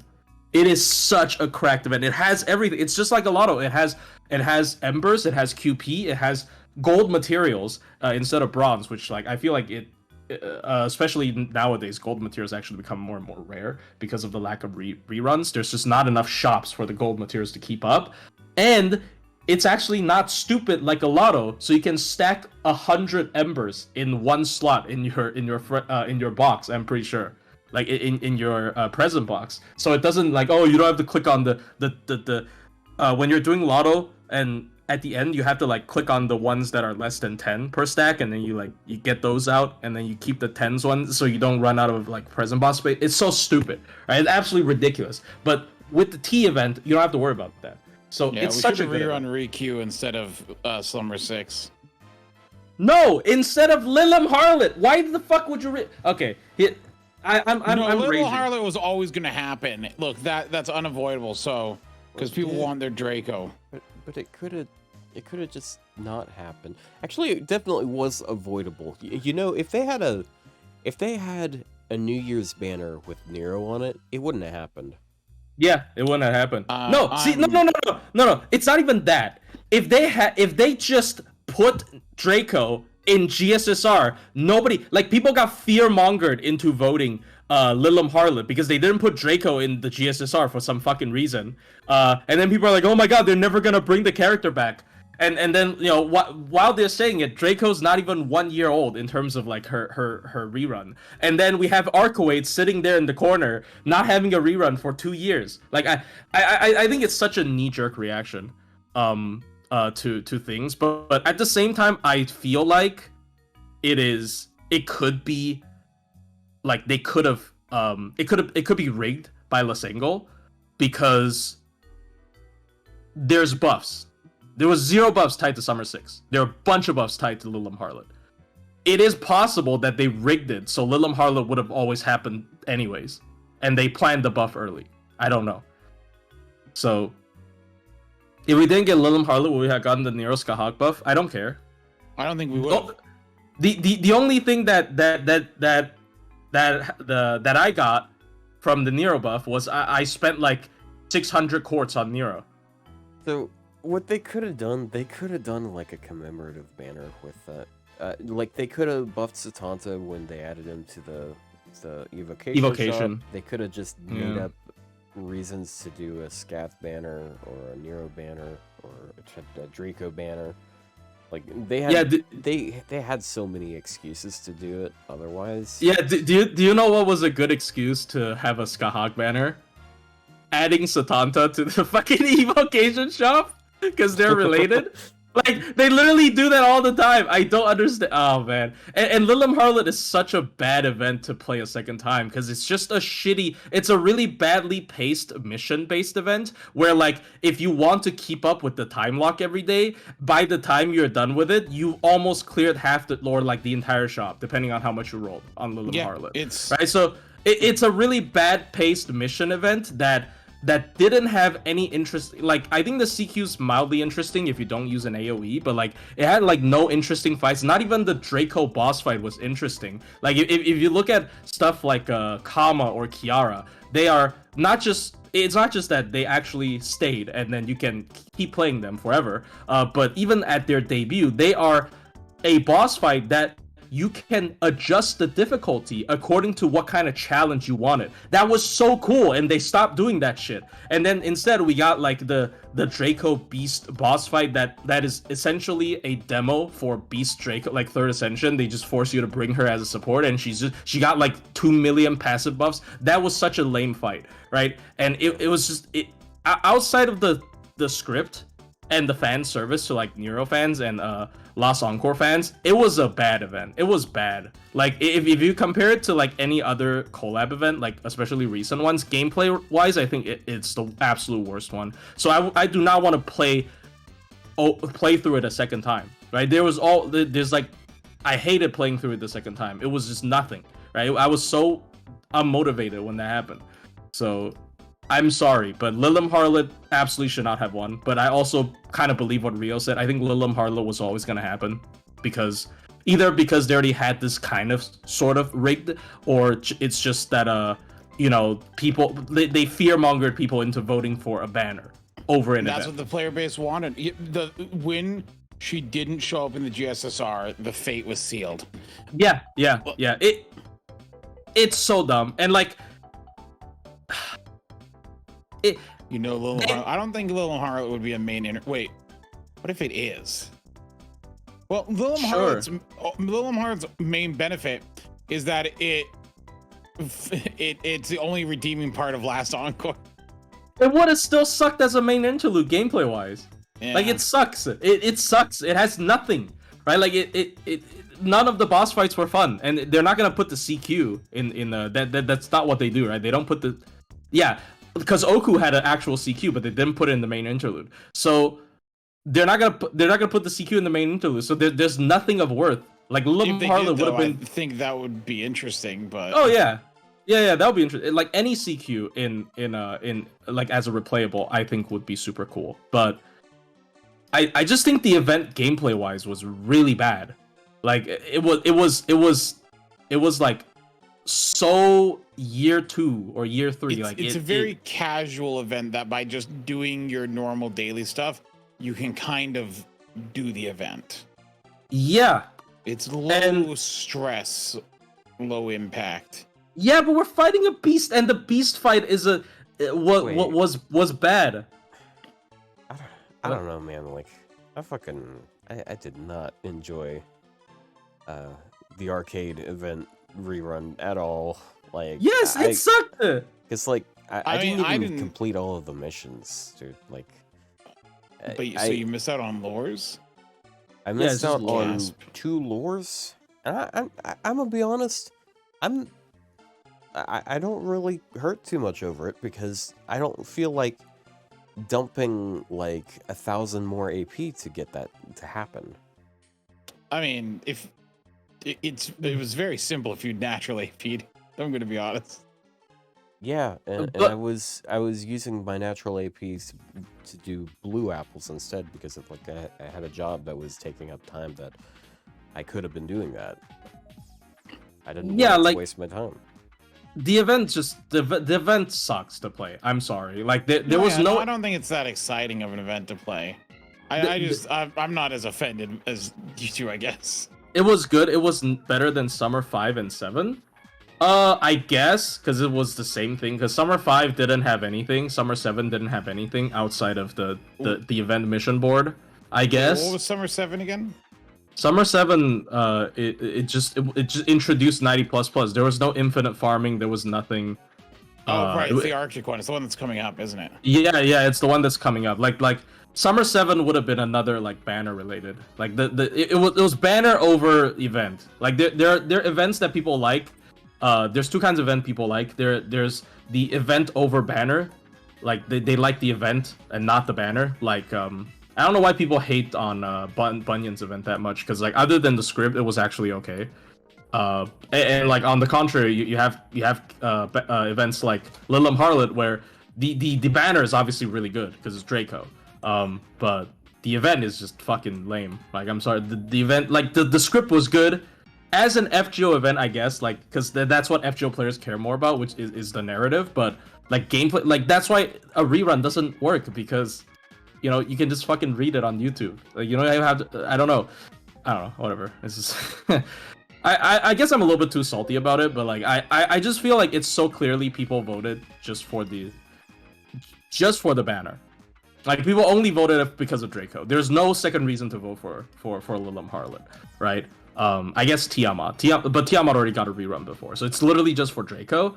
Or if you didn't get the Roman command code first time, like that's it. There's no other reason to vote for it. Oh yeah, and you didn't even know it was gonna duplicate of the Roman command code. Yeah, you can't even get a duplicate. Yeah, but Locusta have banners, and Locusta could have had a banner in like if Lilim Harlot didn't win, Locusta would have had a banner in this event because she was an event bonus. They would have thrown her onto like banner 2 or something. So I don't know. I just feel like it's such a waste of 3 weeks. Like there was nothing to make. There was 0 things to talk about or play during those 3 weeks. It was so bad. That is true. That's the 3 weeks when I fucking got into like Shin Megami Tensei and like fucking beat the entire game twice. Like they did throw out a bunch of other buffs though. Like that's when we got like Nero and Skaha. That is absolutely the saving grace. True. I actually agree with that. I apologize. I love the buffs. I think those were some insane buffs as well. Again, like that's not stuff that needed. It didn't necessitate the rerun. Yeah, but like exactly. Spurred on the buffs in. Okay. What if Lysengel was like, because buffs don't take very much development time. It's not making new and no assets or anything. Yeah. So what if they were like, okay, Lilim Harlot won the thing. Let's look at the servants and which one do we want to buff? And then that takes them like 20 minutes, and then they're like, yeah. They do exactly what we the week before said. Okay, that sounds overpowered. You shouldn't do that, and then they did it. Yeah, I'm pretty sure these buffs they plan that completely separate from the schedule, and it's this servant is relevant, and I feel like putting it on there now. Okay, but Ryou, like, let's assume what you said was true, because like there's no way for us to know which version is real, right? So imagine if we got the Riku event. So the buffs we would have gotten would be Io, Riku, and Keisuke. So we would have buffed a really broken welfare, a really broken quick looper berserker that can potentially push her like into like Morgan territory in terms of power level, or even above, because what if they buff MP? Draco, so why would they buff Riku? Like they would have looked at adjacent servants to buff them. I guess. Now, I feel like Keisuke could use a buff because Keisuke is fucking garbage. Yeah, they could have made Keisuke like I don't know, they could have made him like a really good. They just gotta double his numbers. Like or I don't know, or like good. I don't know about other Gouda servants. I don't really care about that many Gouda servants, to be honest. I would like Riku to get a buff. Like if Riku got a buff, I would have just immediately pulled for MP2 because I already kind of like her to begin with. But I was just like, my budget was kind of tight when that event happened. But yeah, I don't know. I whatever. But I really would have liked the Riku event because I have 2 Black Beast Grease. Yeah, I was gonna say I like Riku. But I don't like her first 2 ascensions. She's too old. She's not even old. She talks. She talks. All right. Like you say things like these, and then you complain when people take them weird. No, that's a joke. No, see, she talks old, man. She talks old. I don't. Anyway, I like her 3rd ascension. Actually, quite a bit. Yeah, Komahime. It's cool. I like making.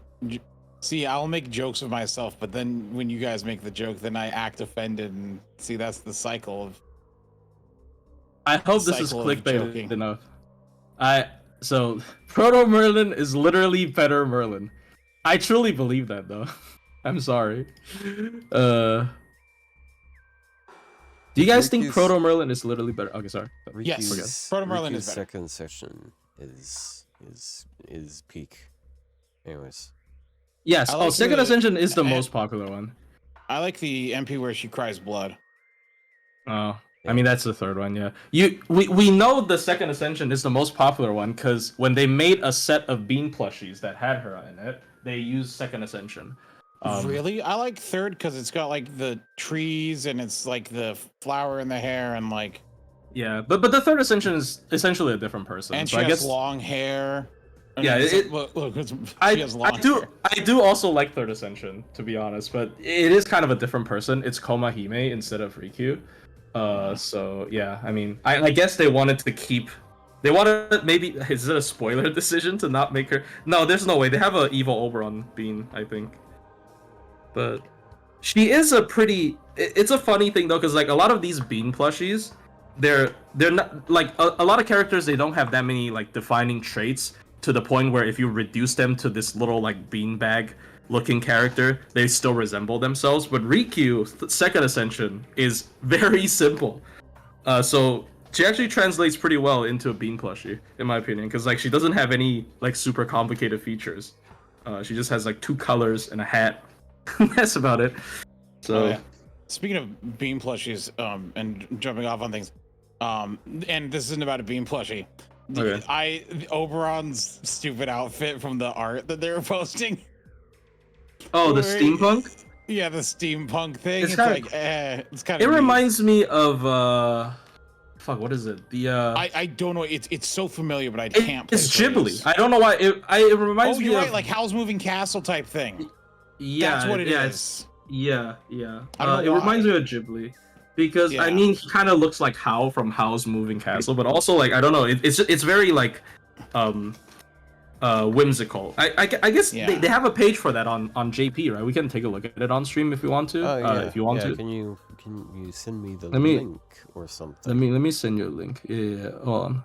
Oh, also, I would like to say I was right about the silhouettes, because on the silhouettes I was looking at it and I remember pointing out. Because we were looking at this, like this was like maybe like 2 or 3 months ago. I don't remember when it was, but I'm like, yeah, this is either someone doing a really wide stance leg or 2 servants standing back to back, but they're short, but they have to be short. And I was right. It's 2 servants back to back, and they're short. I didn't even know there was a servant standing in front of the silhouette. I'm actually surprised. It doesn't matter how right you were about that. It will never detract the fact that Neo actually got like 100% right. Like 4 months ago, he guessed exactly who it ended up being. What do you mean? Well, he didn't. He saw like the little mop at the bottom, like it looked like a mop in the silhouette. He was like, "Oh, dude, look! What if it's them?" Neo Benedict? Yeah. There's a. You sure he guessed that? You sure he guessed that? He got some insider info, you know. Yeah. Someone in the server posted it. No, I'm like, you sure he guessed? Someone in your server posted a screenshot of it. Maybe he knew it. It was a screen. Yeah. I don't know. Maybe he knew it. Like, you never know. Maybe he did some of that evil data mine bullshit and somehow hacked into their brains and figured out ahead of time. So here's the link and here's the Riku plushie I'm talking about. But I don't know why I sent the second one, but you can pull up the link at least. I don't know if that has all the art, but I think it has most of the art. You might have to click open it on a separate window. Yeah, I got it. Yeah, I wasn't entirely sure what you're talking about. I heard steampunk. And then steampunk Oberon. It all just fell out of my brain. So he's talking about this Ascension art, specifically this one, steampunk Oberon. I like the Melusine and the comma. Yeah. Oh, Prince Comma. Yeah.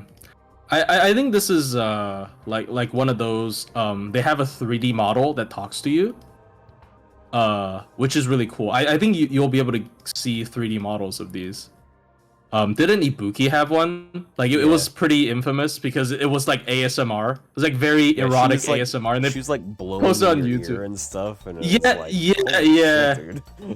yeah, and then they post that shit on YouTube. I think they removed it. That was so disappointing. I would have never mind. They're I can't actually say that doing like the pavilion thing where like there's certain servants that have like voice things going on. What? Did you see that? Oh yeah. Yeah. That's what he was talking about, wasn't it? And like Tonalico's one of them. Yeah, that's the one I'm Proto talking about, Merlin, which is I like think Jufu was one of them as well. From last year, that is. I can't remember all the others.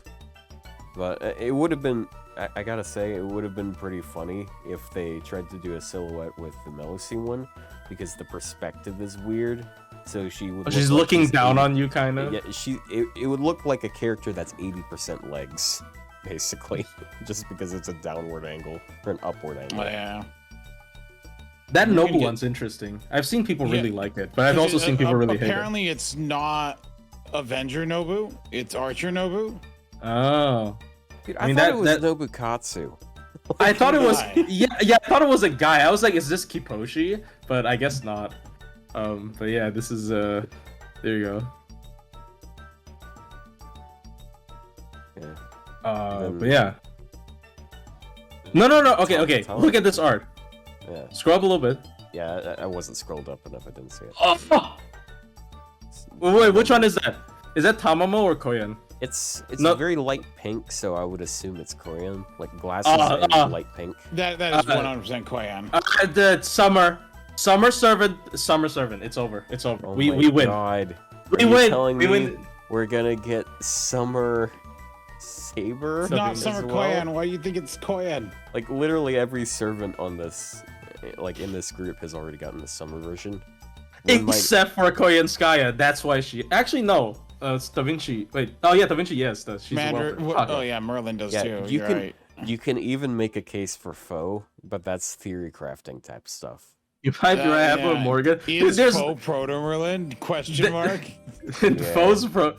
There's no way they make Koyan Summer into an Annie servant. By the way, like people are gonna be outraged. Even though I mean, they made Summer Morgan an anniversary servant. Well, Morgan's Morgan. It's different. I think Morgan was more Tonalico, and then they threw Morgan at the end there. Koyan Sky is not nearly as popular as Lost Belt 6 people. Like, unfortunately, it's really sad because Koyan Sky is supposed to be one of the most popular characters because she's like she's like fucking Team Rocket. She appears in every Lost Belt and she like kind of loses and runs away. But like, she's such a recurring character and just like, when she comes out, people are like, Buster looping. Other than that, and you know. And when Korean Dark came out, people were like, "Oh, cool, con." Yeah. Yeah, I love that art. That's such a good Korean art. Assuming it's Korean. I mean, if it's a Tomo, it's a good Tomo art. It doesn't matter. But yeah, it's funny how like everyone was like, "Wait, Asclepius got one?" Because like he was basically the first one to get one, and I don't think there was even. I think it was just revealed. I don't think he had a silhouette. Yeah. Dude, give us these as costumes. Give us the Kama one as a outfit too. They should do that because they did that for 1 year. It's the year when Nero got like another fucking costume. But yeah, these are some guys. Look, Da Vinci with the grass block from Minecraft. Oh my god, bruh, no way, Minecraft collaboration. Yeah. Also, how many people? I don't understand. Yeah. I was saying this. It's zoomed in so far. It's hard for you. It's hard to see much anything. How many people in chat recognizes the character on the right? I feel like not everyone's gonna instantly recognize who that. Oh, Pope Joan. Yes. Pope Yomala. I knew that was Pope Joan right away. The question is, why is Pope Joan and Nito Alter playing Monopoly with Hans? No, see, she's gonna buy all 4 cathedrals, so when you walk onto the space, you gotta pay 4 times the toll money. Confess your sins. Confess your sins. Pay 4 times money penalty. Nita Chris is like, what the fuck is capitalism? It's like, I only participate in slavery. Nito Chris. Nito Chris did do that. If the Yikes. We got R2D2 MHX. I love that. Yeah, I love that one. Is that Tonalico or Castoria? It is Tonalico. What's the other one? It's just like it has to be Tonalico. This is great. It's 100% Tonalico. She has a summer ascension and she's a nerd. What if for this summer we get a summer Tonalico outfit? No! Like Tonalico, but summer. Okay, outfit maybe. No, not a no, servant. like for Scotty, like where they gave her an alternate, like. Who Yeah, but- should okay. get one though? Because I remember Bargist. Bargist was the one the last thing year about- who had an ascension that was like, or she doesn't really have a swimsuit. So part of the thing about Scotty's costume, she literally already had it. It was just underneath like it was underneath clothes on her. I think her second ascension. So really, all they had to do it's was just a layer. remove some Remove. stuff. But they'd actually. It's have not to second make ascension. something Second completely ascension is different. second ascension is the naked, not naked. Fuck the sweatshirt. I'm sorry. The sweatshirt. The second ascension for Summer Scotty is the sweatshirt. The glasses with the sweatshirt. Yeah. Still, they So- should give Summer Bargist No, the swimsuit under from that her final assumption, ascension. do you know who should have gotten it? Who should get it this year? Under that like that assumption, if they don't have to make anything Summer new. Kama. Yes, Blue Kama. It's in the game, bro. It's literally in the game. I'm so mad. Who the fuck is this guy? What's he doing here? Oh, so you stand where he stood? no, do you remember Detective Dantes or Detective Edmund? Like it was a series no, but of CEs. I remember Detective Holmes. Okay, so that was a Okay, series of yeah, White yeah, Day 4-star CEs. Yeah, I remember the craft essences. Yeah, I'm pretty sure Amakusa's like he either joined in the last CE or he was like the actual villain in that CE thing. Yeah, and So one of them got voiced, and then none of the other ones because like, that's still so funny to me. Like, they made a They big didn't even- deal of it like that one time, and One they year, were there yeah. like, yeah, we're going to have voicing, we're gonna have voiceovers for these craft essences. Wait, did they do it this year? No, For- I think that was the No. only time they ever did it. Wow. No, I thought they did though. Did they not? I feel like they did it this year, but I just don't forgot. I don't think they did. I don't remember that. No, I can check. Probably wrong. How long ago was White Day? Holy cow! White Day was like 4 months ago. 3 months ago. 3 or 4. Is it after or before Valentine's? After. after. It's always after. Yeah, CBC is always after. It's like right before id. It's also like it happened like when it was still going on. So Oh. there was like no gaps between. Oh yeah, yeah. People are gonna be able to do mob's extra attack. Like Oh with yeah, the hammer. yeah. That's so thing. funny. I wish I could participate in something because like this is so fun. Like this is like they always make FGO Festival like kind of a carnival type thing, and it's kind of silly, but like I think that it adds a lot of like character to the events, and it's not just like, oh, I'm showcasing everything, right? Like it adds some kind of like celebration feel to it, and also yeah, you got the Oberon on the floaty. Yeah, the dude. 3 Sir. I gotta buy. I gotta buy one. I of the really Cerninos. do want to see someone put him in a toilet and just have him spin in there. That just sounds No. really funny. This is so cute. This is man. These are gonna be some of the rarer Carnobu. items as well, because they're. I have to wait until they start selling them after the anniversary period. That's usually when they allow people to order it online. The correct name for these, by the way, is a Nobugatti. No No, Bugatti. no Bugatti. This is they should have made Ochanobu. Oh, this is all dumb. This is so dumb. Yeah, This is the card game.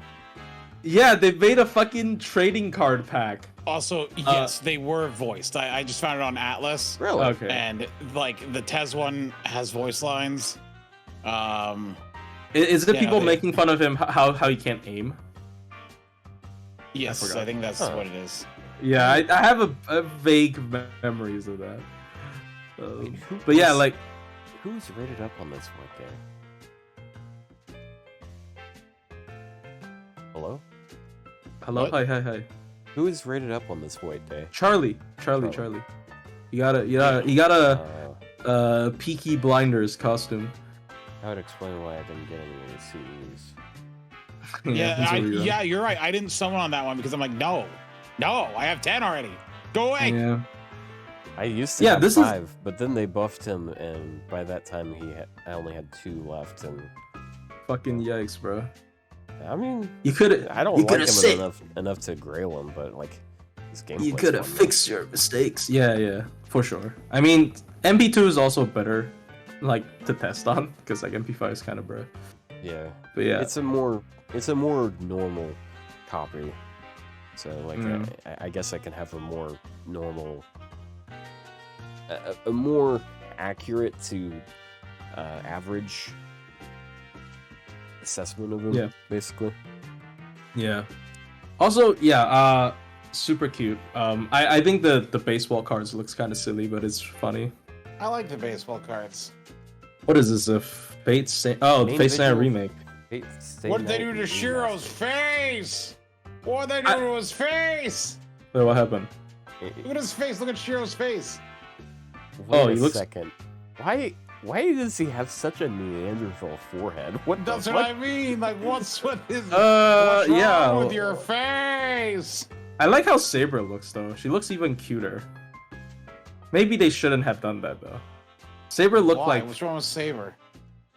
She looks even cuter. She's even less serious about it. She looks even. I don't know how to explain this. She looks cuter. I don't. It's weird. Well, she's starting to fall for. It's been years, but he's finally starting to see her charms. Look, out of the original 3, Saber is the best. Oh, okay. Fate Stay Night 20th anniversary. I was about to say, like, are we skipping like 12 years? We skipped 12 years into the future. FGO 20th anniversary. Holy shit! If FGO makes it to 20 years, I'd be so surprised. Yeah, dude. 13th anniversary of the Smobcast. Oh my god. Oh, that would be. Damn, we'd be we'd have more subscribers than. By then, one of us will be dead. We'd have more viewers than like the Joe Rogan show. Right? By then, right? Yeah, and I'll finally. And the only reason like we finally got that many viewers is because I finally got off my ass and put the podcast on different platforms other than YouTube. I don't know. We rely on visual too much to. What do you mean? Yes, we do. Like I mean visual. Like having visual things on screen. Oh, you're right, because we're showing a bunch of like wiki pages and stuff. Like it's kind of hard to just listen to, I guess. Yeah, it makes sense. Yeah, I mean, like when we start making fun of Neanderthal Shiro here, like it's just gonna be lost on people who can't see anything. That's true. Neandero. Shiro. Yeah. I don't know. Yeah. Do you know I got like 14 Lancer Kiyohimes? Nice. I didn't have a single Lancer Kiyohime. Yeah, that sounds unfortunate. I'm gonna go look at my coin right now and see how many I have. Let me grab that real quick so I can be depressed. All right. So as far as coins with her, I have 900. How many copies is that? She's limited, so it's 50 per copy. It's 18, isn't it? That's 18 copies. Congrats, bro. Congrats. That's amazing. That honestly, for one pity, getting 18 4-stars is pretty like, I'm not even gonna say lucky, but it's pretty unlikely luck. I didn't stop after I got like. Oh yeah, you have MP3. I forgot. I mean, yeah, I forgot. I'm sorry. I didn't learn. Christ, man. See, at least you stopped at 3. You know what I did with Durga? I pushed forward until I got 6 copies, and then like and then 2 days later I got a 7th one in daily singles. I wanted. Yeah, but then you could immediately append. What's her pen even? Oh, I think her pen is actually good. I think she's anti-berserker. Hold on. Let me do Durga. Man, I haven't used Durga in a while. I feel pretty bad because like she's honestly she's a pretty good servant, but I haven't used her in a while just because she's an AoER. Yeah, she's anti-berserker. She's pretty solid. I had this whole plan of like me wanting to min turn Cernunos with her because she hits both traits that Cernunos has, but they didn't end up giving me Cernunos for this anniversary for last anniversary. So hopefully this year they make Cernunos a recollection. They're not called. Should. Yeah. Actually, that's a good segue into something I thought of earlier that would have been completely just out of nowhere thing to mention. So I learned something. Actually, we learned something. It was either yesterday or the day before yesterday about CERN. Somewhere along the way, they did an update, and there's some bosses that got alignments added, and now CERN is chaotic good. Which is that's kind of nuts. That changes how it is for like there's some servants that are just suddenly now actually viable against him. Yeah, more viable against him purely because this was they had what I was stage. surprised about that run with the new alter ego at level 70 against Kiara. Yeah, because demonic Bodhisattva did not have chaotic. She only had demonic. But she's chaotic now. She's chaotic now, so she could min turn it. Yeah, so it's actually buffs like it actually makes like anti-evil units against her so much better. Like, cause, hold on. I'm sure there are runs I wanted to do. Wait a second. Is it? Do you think it's possible for like a new player to use the Final Ascension on the? Can I call him Hibikage? It automatically unlocks a couple days after the event. I want to call them Hibikage because it's like both of their names together. It sounds like something. You can just say Azumi, which is the god. Azumi? Yeah, Azumi no Isora. So they automatically unlock their third ascension. Umizumis. Also, after the event ends. The proper abbreviation is Hibichika. Hibichika? But Hibikage sounds better. Hibikage sounds weird. Hibichika sounds... God! Hibichika. Dude, the amount of minimum like support runs on DB with Estrella. Holy shit. When did they do this? I don't know. But like, yeah, Recently. I mean, if you have anti-chaotic and you're also doing bonus damage as an alter ego, yeah, like there's no way they wouldn't be doing this. They're also quick. If it was after Tonal Ego got out, is she chaotic evil? Yeah, Tonal Ego will probably will stomp her. I mean, I think she probably already did it. To be honest, because like DB's kind of a joke for TAs, but was there ever a Caster Murasaki one? Caster Murasaki, there definitely was, because like she's demonic. We were looking through that. That was what I think I mentioned a couple of weeks ago. There was a list of the servants that haven't done DB yet. There's only a handful of servants that haven't done DB 7 turn, and one of them was Summer Carmilla, and I didn't do it in time. Somebody in China sniped it, like after I was notified. So, but yeah. So what? Do you have this list on hand? Hold on. I don't know. Let me try to ask around. You can talk about other stuff as of now, but yeah, because I kind of have to ask around. Because I'd imagine that if Caster Murasaki struggled with it before, she'd be a bit better at it now because she has anti-chaotic. So you get an extra like 30% power mod. It's not much, but like sometimes that's all you need. Yeah. There we go. Hold on, I found. The other picture he sent. It's Oh, the Ryou bean. Yeah, the little Ryou bean. Oh, the bean. He should send that to me. I want it. Consume bean. Consume. It's on my desk. Okay. Here's the list, but this is unupdated. So somebody did it. Some people did it after this happened. Oh fuck! This is the wrong link. Wrong link. Dude. Nice. Wrong link, genius. Nerd. Wrong lever. Okay, so here is. The Emperor's New Groove was the last good Disney movie. Here's a Damn. list. I don't know. Okay. I don't know. If Okay. That's quite a thing to say. Okay, it's more than a handful. I lied. But yeah. And there's some of them that got taken down. I know Summer Carmilla's gone because somebody did it, but I don't know about other people. I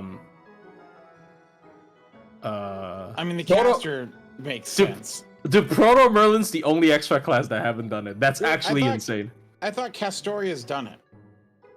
I guess not. I guess it's not single core. I guess it's like fucking cheating with Van Gogh.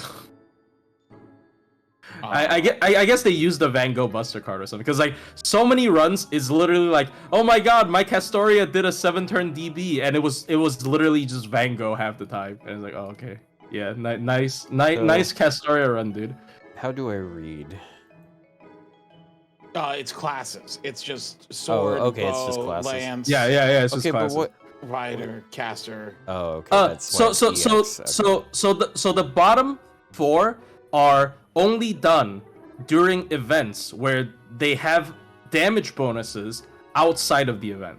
So like for example, during evocation shop, like whenever evocation happens, the character gets a damage bonus whenever, like wherever they are, and you can use that to That's to how do a run. Miyu did it. Miyu's when the 4-star ticket, I think. Oh, probably. some psychopath with a 120 Miyu. Yeah, and then they picked Miyu for the 4-star ticket just to get that damage bonus Yeah, on and him. there was an extra attack she did that was like, 200,000 damage on the extra attack. Oh my god. It's fucking insane. You know, I think Miyu's summer is a pretty safe bet because they've done Alias Summer. Oh they've done Kuro no! Summer. Ugh. Dude, do you see how bad Kuro's like? Do we remember how bad Kuro Summer was last year? Like, can we like Jesus the art? Like, I'm not saying the art was drawn badly, but Oh, you're talking about the Giantess thing and the, not even the Giantess thing. The Giantess thing, she was in like a Tamamo Cat cosplay. It was kind of fine, but like she got the fucking fishnet thing, and then like it was literally detected by AI to say that it's like nudity or something. I think one of her ascensions. Yeah, like it was like it had to be on Alice Academy. They had to like tweak the bot so when they searched up Summer Kuro, the art doesn't show up because it's against this Discord TOS. Because it like the bot would detect it as child nudity. That's how bad it was. I'm pretty. Okay. I'm not talking about them making, Summer Miyu look like nude. I'm talking about like, I think that she's likely to get a version. I likely guess, to be nude. I guess don't know you're right why because you jumped on the nude thing. I guess you're right because Kuro is that kind of character to be like very risque, and not Miyu. Miyu's like the opposite, so I guess The it's funny fine. thing is that she is just in a bikini, but for some reason adding the mesh in front makes it feel more lewd. Yeah, it does. It does. It Why? does. Because there's no reason to wear it other than to look lewd. So it's just like how like pure naked is not always the. Has Lancer Canis really never done it? I'm actually surprised. I think I'm it's just shocked because she seems like one of the ones that would definitely be able to do it out of like AOE 4-stars. Does she have a Maybe drain on MP? Does she have a drain on MP? No. Okay, then I don't know She why. has ramping crit and. Then honestly, I don't know why. Maybe there's not enough Canis fans Maybe that also it's- do min turns. yeah, But she's also not a popular 120 though. Canis fan. Like Canis is so popular. Like what do you? Yeah, I'm genuinely surprised with Canis. A lot of like sometimes it's because of like the MP has a drain, so you can't use your MP on turn 1. Like that's a very annoying because like Kiara wouldn't MP and kill your front line. So like. I feel sorry for Miss Crane because the day she's able to do it, everyone is able to do it. It's because Miss they Crane's added definitely some support that lets you just do that for free. Yeah, Miss Crane is definitely good. Like Miss Crane's probably gonna do it after Would she do it after like fucking bronze characters with no like Benkei? I don't think so. She still has better attack stats. Yeah, actually, yeah, she's way more likely to do it than Benkei. Yeah, she's likely to do it with Benkei and like Matahari, I guess. Like I'm fairly certain her cards are going to be better than his, even if he's 120.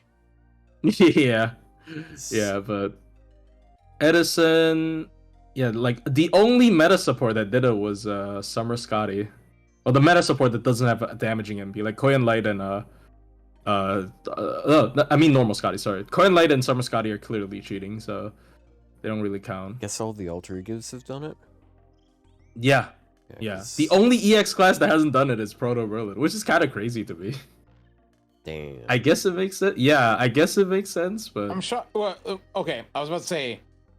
I'm like, I looked up and I thought for a second I didn't see Summer Gareth, but no, she's there. Summer Gareth is there. Summer Gareth, fucking yikes. Is actually Saber Lily though surprises me because I would have thought with her NP damage, she would have. I guess just her cards are probably even worse than Summer Gareth because she has 3-star stats. I mean, yeah. Yeah, Oberon can min-turn a surprising amount of things, even though he gives invul on MP. It's actually kind of nuts. But yeah, Summer Carmilla is off that list right now, so yeah, unfortunately I was too not diligent. And also I don't have MP5 caster Scotty. Don't blame me, okay? I'm not shocked that Rider Mordred's on there, because Rider Mordred also does no damage. Rider Mordred also drains on MP. That's a huge, because like, if you drain on MP, you have to card the first bar, which is 500k. Oh yeah, what about Dobrynia? She got buffed recently. Maybe she can do it yeah. now. Oh yeah, it's an MP upgrade. Oh yeah, true. I feel like maybe she did it. Because like this is an old post. Like maybe there's an updated version. I don't know. I love how like by a country mile, the class that has the most that can't do it are casters. Yeah, there you go. I mean, supports plus really low attack stat. Casters, the class with the least valid DPS units. Also, there's a post from June 8th, updating the list. Actually, it's right here. Let me link it. Discord. There it is. Oh, is this an updated one? Yeah. Oh yeah, so you can see Carmilla's gone. Like for example, Emiya and Emiya did it without moved out of the power thing. So Emiya did it without a moved on. Wow, that's crazy. The caster list did not change. The assassin list did change. We are now missing Kashin Koji. Oh, Kashin Koji. So Kashin Koji was able to complete it. Yeah, I was quite surprised with Kashin Koji. Like a quick DPS usually could probably do it. I mean, she can't stun. Changed. Yeah, Summer Carmilla's gone. Summer Carmilla's gone, and that's it. I think that's so. Yeah. I think Dobrynia. Yeah, Dobrynia could be gone. Dobrynia's buff was after June 8th, though. So chat, remember, this is not a tier list. This is just a list of servants that haven't been able to do a 7-turn on Big DB. So this is a list of actual things. The funny thing is both Nobukatsu and Nobunaga hasn't done it. That's actually hilarious how Nobunaga hasn't done it, but and if only she was divine. Yeah, quick teams are very quick servants are very much favored here because what they do is they just do like 3 caster Scotty MPs and they carry, because it's a 5-turn attack up, so they carry until the final turn. They just do it in the first couple of turns when Kiara's not attacking. They just spam caster Scotty's MP. That's like the current Demonic Bodhisattva meta. It's just you just spam caster Scotty's MP and you probably win, which is and then really you stupid. have Summer Scotty in the back for Buster crits.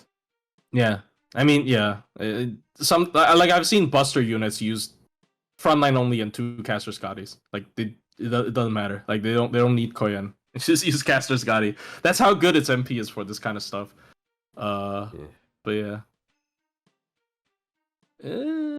Yeah, I mean, this is not a lot of non-damaging. No, we don't have a spreadsheet for this, unfortunately.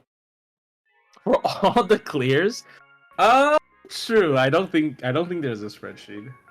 Maybe there's track of that. Okay, because here's the thing, right? A lot of like prominent TA people are quitting. FGOTA's scene is dying. Unfortunately, it's just people know because like they never got any recognition, through 9 long years. Like the scene never blew up, and also the game just became a bit stale. There's not enough like challenging quests to minturn every month. There's not enough stuff to do. So all they can do is just do frontline only, do whatever, and it's a very grueling process because people have to go for more impressive runs, just like speedrunning, and they have to do like frontline only, and the RNG is horrible, and it's just sitting there for like 20 plus hours resetting, and the scene is just dying. Like it's always been sitting there for 20 plus hours resetting. I feel like it's either the game becoming stale because they've been doing this for so long, and also the fact that there's just no growth to the scene, like for 9 years. Like it's just, nobody cares about this. A speedrun scene is very hard to keep up if nobody cares about it and nobody talks about it on YouTube, right? It's just it's a dead scene. Very unfortunate. I think the solo scene died a couple of years ago, according to Null, who is he's very connected with the JP solo scene. It died because of Koyan Light and then Habertrot. Because when Koyan Light came out, people were doing level 1 Koyan Light runs. And then when Habertrot came out, people were doing Habertrot runs on females. And then it was just like random shit flying around. There's no more rules that people abide to. And the solo scene, like the real hardcore JP solo scene died. I've never used Habertrot or Koyan when doing... Because like Koyan is so cheating. That's 50% charge on a 2 CDR. Yeah, it's absolutely shit. It's the same with Habertrot. Habertrot essentially makes like every female character with like A tier survival at the very least, because you just don't die for the first 5 turns, and like on the 5th turn you can die and you revive with guts, right? So like, it's really funny, and it's also really sad. Like there's just not enough. I guess it goes with like any game, because I've heard like Arc Knights, like super hardcore Arc Knights clear people are also quitting. Like it's got old, and then it's too much dedication. I still see like when we get like new or interesting challenge quests, I see a lot of runs. I also think that though it's been, about 3 months, like because like the star thing, I think there were a lot of people that were trying their hand trying to figure out who could do it, but not a lot of success. Do you remember the guy who does all the all the spreadsheets? Yeah, he quit. There's another guy who is taking his mantle, but like within the time between Mahoyo and now, he quit. Wait, taking whose mantle again? So like we brought this up like on stream a couple times. There was a Google Doc spreadsheet that documents like all the minturns of each. Like the guy who usually does it quit. Like between the time of Mahoyo collab and now, and there's another person who is passionate enough to take up his job, but are you referring to Boss or now quitting? Boss quit. Boss quit more before Mahoyo. Boss quit like really? Never mind. In January. And my bad. Now has been doing it since then. Oh my bad. Okay, then I guess it's fine, because like Boss's Twitter is now all Blue Archive. And Boss is the reason my Twitter gets infested with Blue Archive, is because Boss is one of the accounts I would always look at. And so it's like, you like this person's account, you like this person's stuff, this person likes Blue Archive, you must like Blue Archive. I apologize for the misinfo there. So, man, you were just drawn by a couple months. Like it's still he still posts fake Grand Order stuff, but man, it is a lot of Blue Archive. So here's the thing, right? I have a Blue Archive is like almost the entirety of my server's art channel these days. Okay, so I apologize, but I have a burning hatred for Blue Archive. Why? Because every FGO artist shifted to Blue Archive.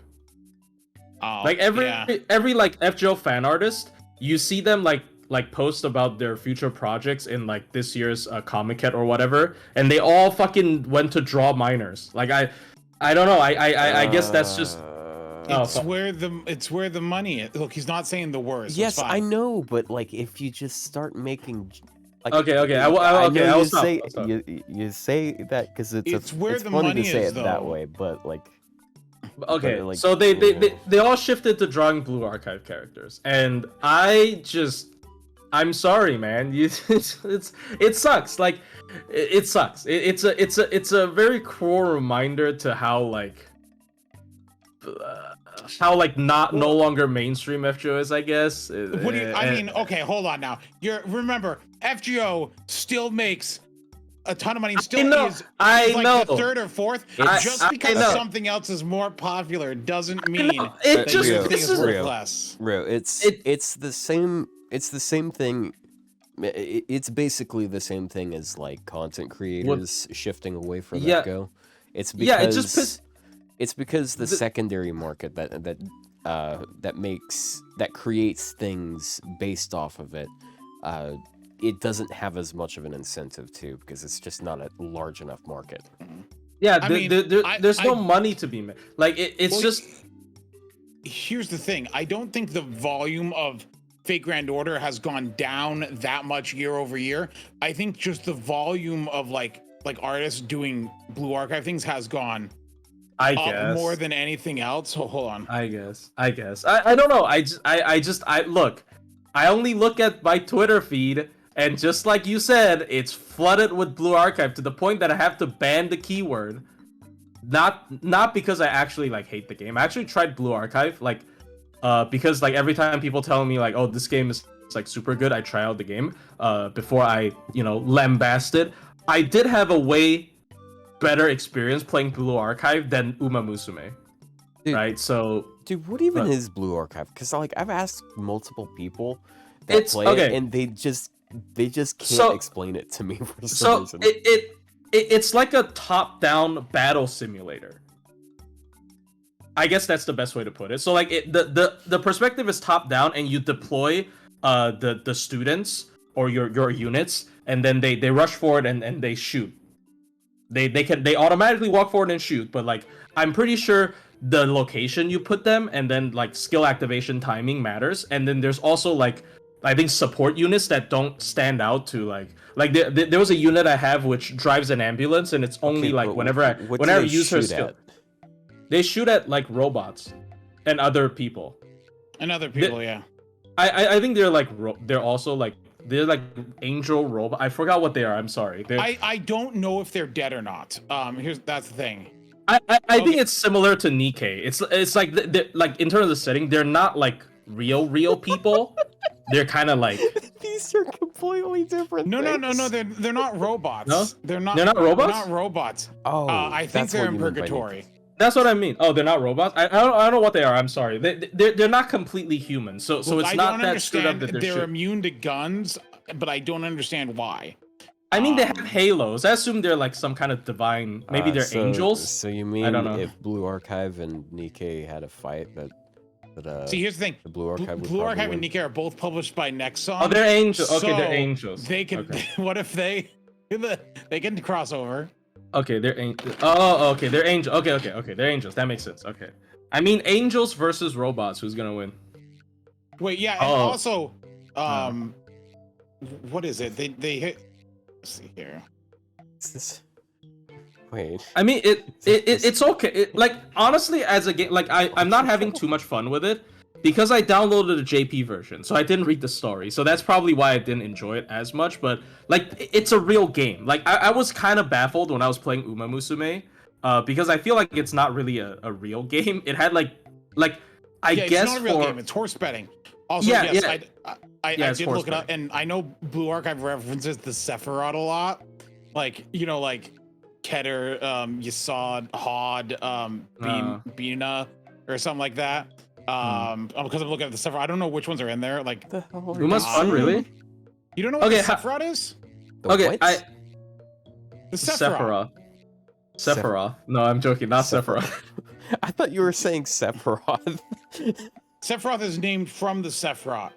Here, yeah. Look at the Sephiroth. Okay. It's something. From, Hebrew, the 10 emanations in the Kabbalah. Yeah, I've yeah, never yeah. read The that. Kabbalah. Yeah, I've never read that I think before. I think they I was a actually good little reference this Christian in. boy. I grew up a No, Baptist. I did not grow in any other religion. I think FGO did reference this, maybe. Yeah, FGO references it sometimes. They reference Yeah. the Sephiroth. Blue Archive's fun. Okay, I apologize. Okay, not Blue Archive. Sorry, Uma. I didn't. I don't get the fun part in Uma. I'm sorry. But okay, I'm not talking about story. I'm not talking about story. I played the JP version of both. I have both asked games. to see gameplay of Uma Musume, and I've never seen gameplay. And if it is the gameplay, I can't recognize it as gameplay.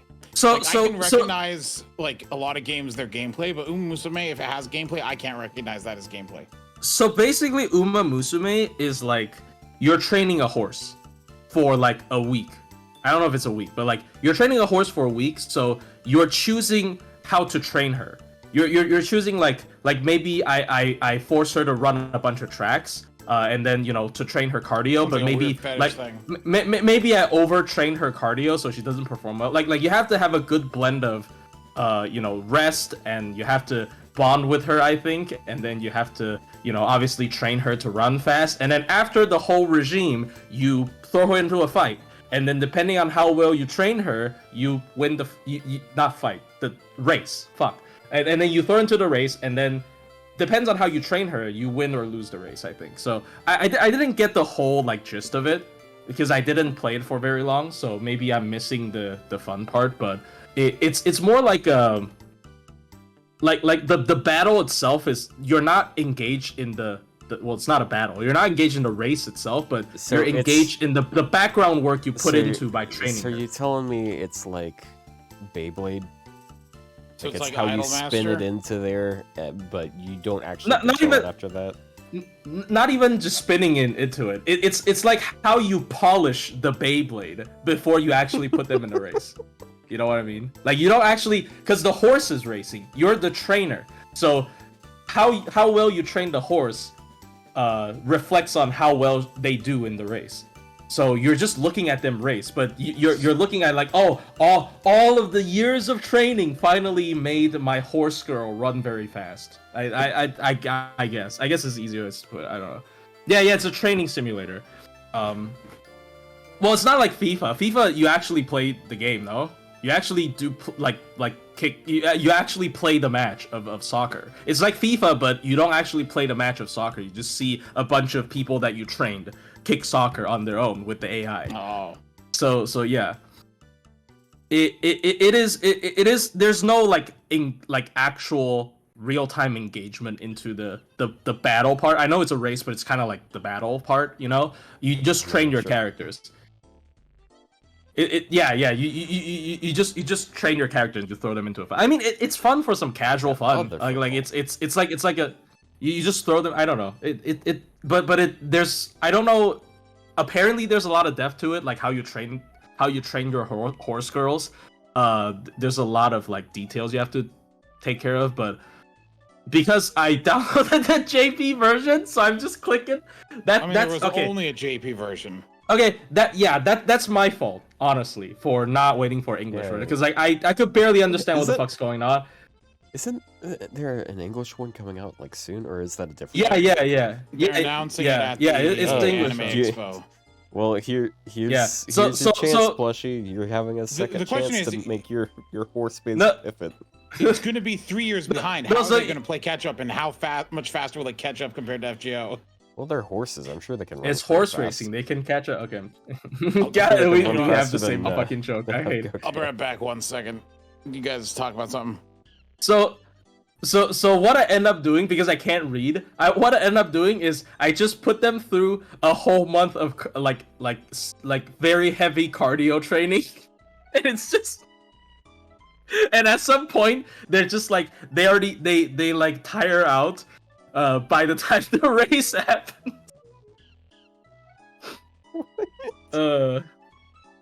It's basically animal abuse, and it's even worse because they're not actually animals; they're like people. So it's like human abuse. It's like if you're like a coach and you just tell them to run tracks 24/7 for a month until the fucking race, and they. It'll help them figure out how to run, A horrible They won't have an excuse on game day. It's Can yeah. they die because of Can they overwork? die? No, I'm pretty sure they can. Well, they can speak Japanese. They can probably like complain about it. They can probably be like, "Yo, coach, I'm gonna die." You know? I don't know. I don't get the game. Coach, please let me have a break and go eat grass. No, no, you run, dude. The coach have dates with them. That's kind of fucked up, no? Where would you have a date with them in like fucking meadow? Like I can't eat grass. No, bro. they're people. Okay, you can't think of it as an actual horse race. It's like they're track racers. But they're not actually. People. They're just. I have to put them track on racers. I have to put ears. them on a separate level from me mentally, just so I can win. Okay. They're based. Well, I know what you mean. See they're, them as like you can people, abuse them a little if bit. I see them as people, I'll just be the protagonist of some boring ass anime that's trying to humanize them. Well, and I just came back and I heard Otto saying he'll see something as people. What's going on? No, like I'm just. So he's trying to get me to see the horse people as anything more than horse people. Because they're track racers. That's why you can date them. Because they're not animals. Dude, do you think you keep the? Actually, I don't. I'm pretty sure that's not what happens. But it would be really funny if they keep them in a stable. I bet that's what they call their apartments. Can you keep them in a stable and they just eat like hay? They eat like hay bale. They're just like normal people, but like when they go home, they just eat hay bales. Are both parents humans or is one a horse? Did someone miss your hands? Do they sleep standing up? They're just people. They're people with horse ears. They're like cat girls that run. Yeah, but where do they come from? And why are they women only? They come from the stable. I don't actually know where they come from. I didn't watch the anime. You guys can spoil me where they come from, or at least, or unless they didn't say, which I mean that could be a thing as well. Yeah, chat. They're born like normal people. Explain. Oh, wait. So they turn into furries. Okay. I got downloads. The thing I immediately think of with that is like, oh, okay, in this reality, there's just like a chance of your child coming out as a horse person. They're alien gods? Like, what? Oh no. That has to be a joke, right? They just inherit their name from real life racehorses. Okay, but why do they have horse ears? Uma Musume's official creators say their fathers are a secret. Oh no, do you know what that means? Their father are full-fledged horses. Yep. No, actually, that's what I'm like. I remember seeing someone share a post on Twitter recently, which was explaining like, hey, part of the reason why we have to be careful about it is because the owners of the actual horses see them as their kids. So I think that's supposed to be that. But also that person was getting clowned on because they were saying like, "Hey, please don't draw porn of these characters," and it was like, everyone's like, "No, fuck you." Yeah, I mean they are. Usually these horses are owned by like Yakuza people, or at least they're funded by Yakuza people. So like I remember at a time they were like really scared. Like the fan artists were really scared because like they're essentially being threatened by the mafia to not draw porn of their like precious racehorse.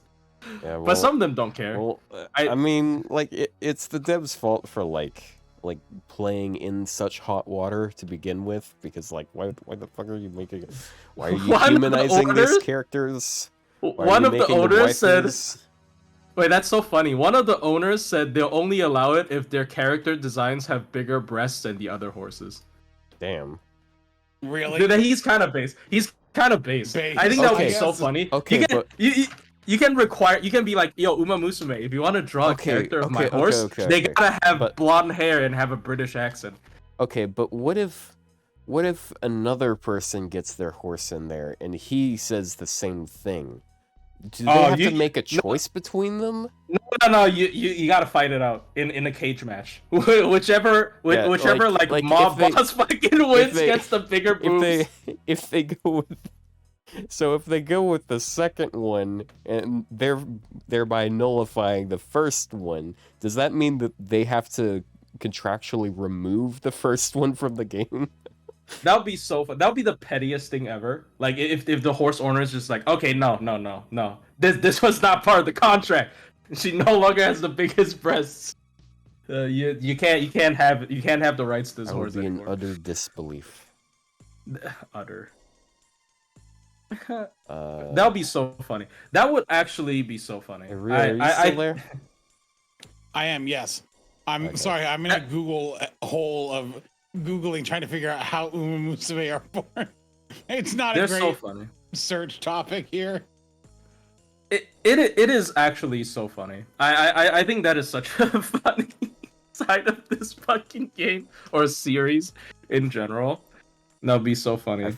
I feel like this is honestly just like this is a perfect topic for just some channel that likes talking about random gotchas and stuff and just like going in depth. Yeah. Lore, and just like how everything works in because like it just seems like such a weird gotcha game.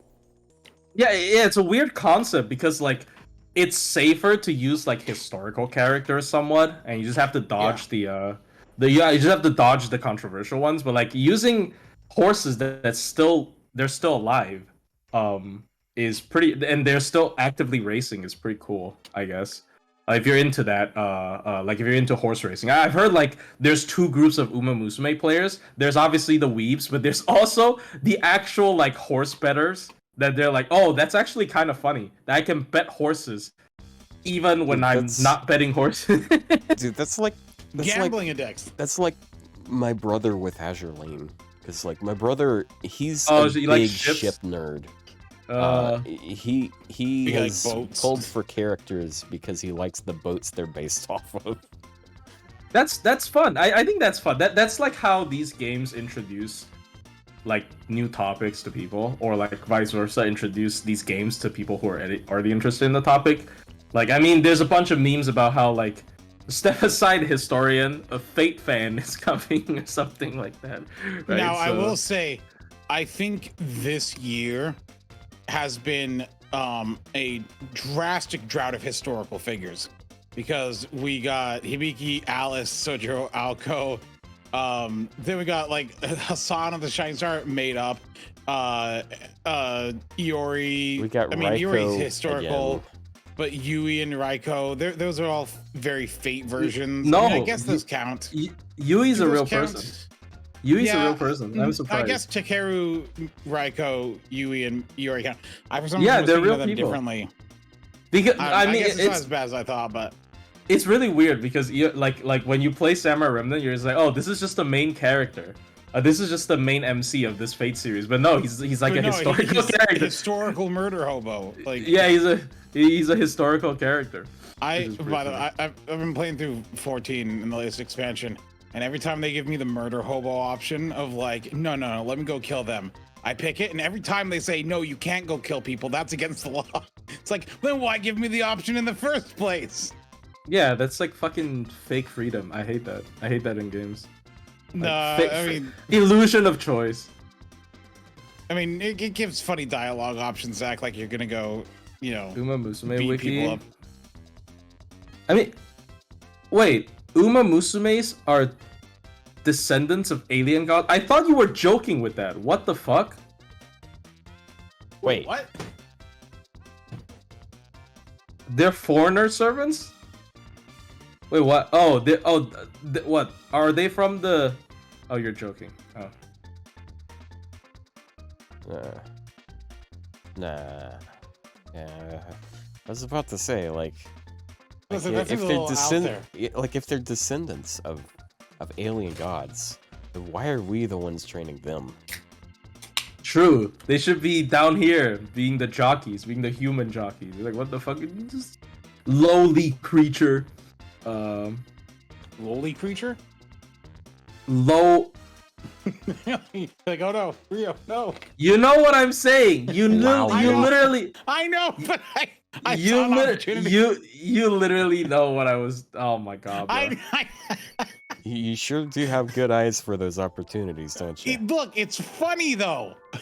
Lowly creatures. Oh no. I mean that's just Melusine. No, Lowly she's not a creature. low. Dude, someone Lowly. linked to me a clip, a Jordan Peterson clip, and it's like, this is Rio Emerald when trying to explain.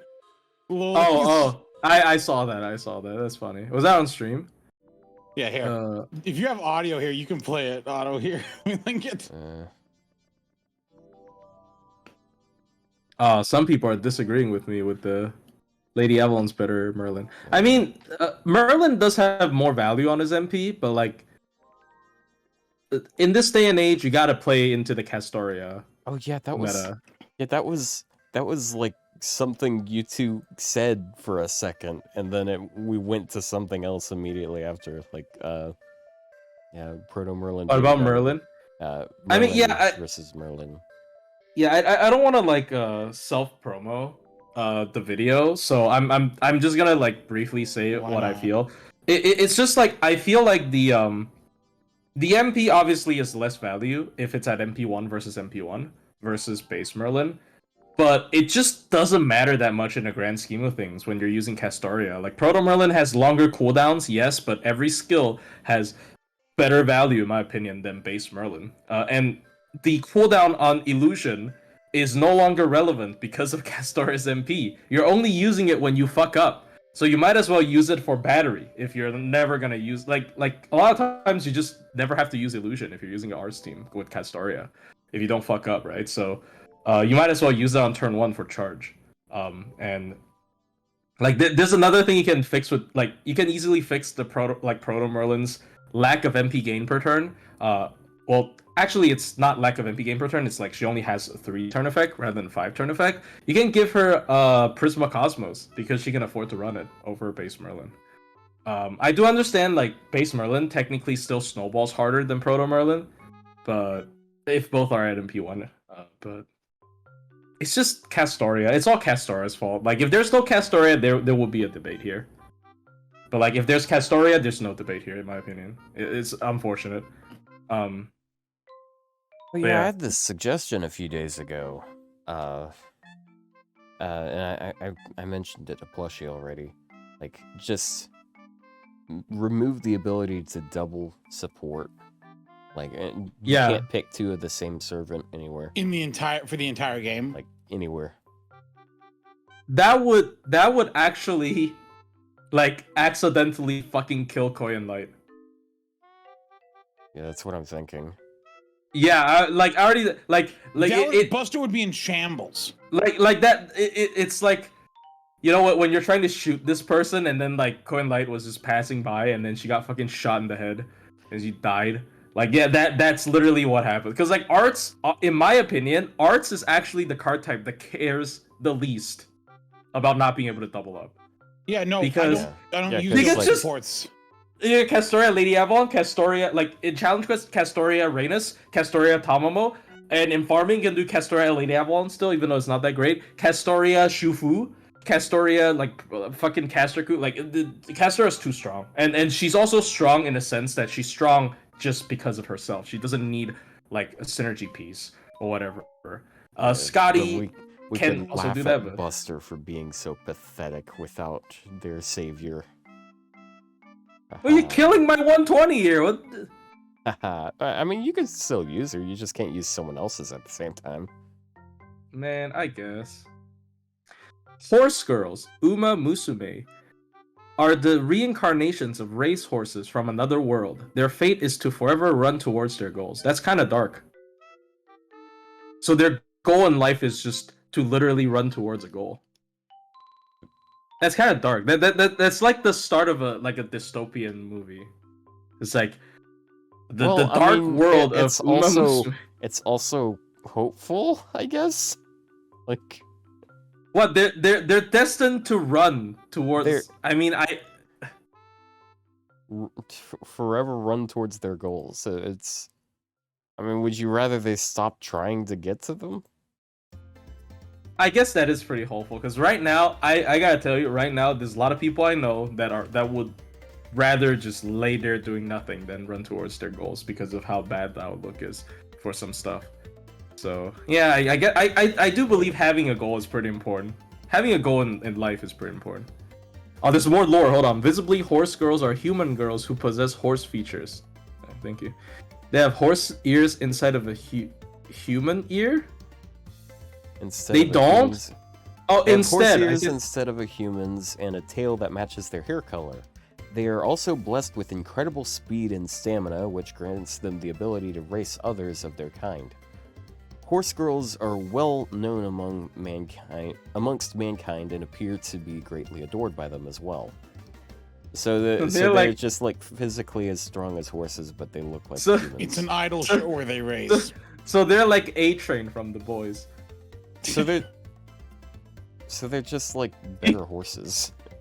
She's gonna be running. actually, they're not she's gonna pack be horses. They're not pack animals. You can't you can't have them pull your cart or ride them. She's gonna be running on the streets one day and accidentally kill someone Labor, because of how fast she's running. Which to be fair, like you don't like they rarely do use horses as pack animals. They usually there's other types of. Oh, here it is. There's no horses in the world of Uma Musume. There are no. There are no horses, so they are so they took the place of horses.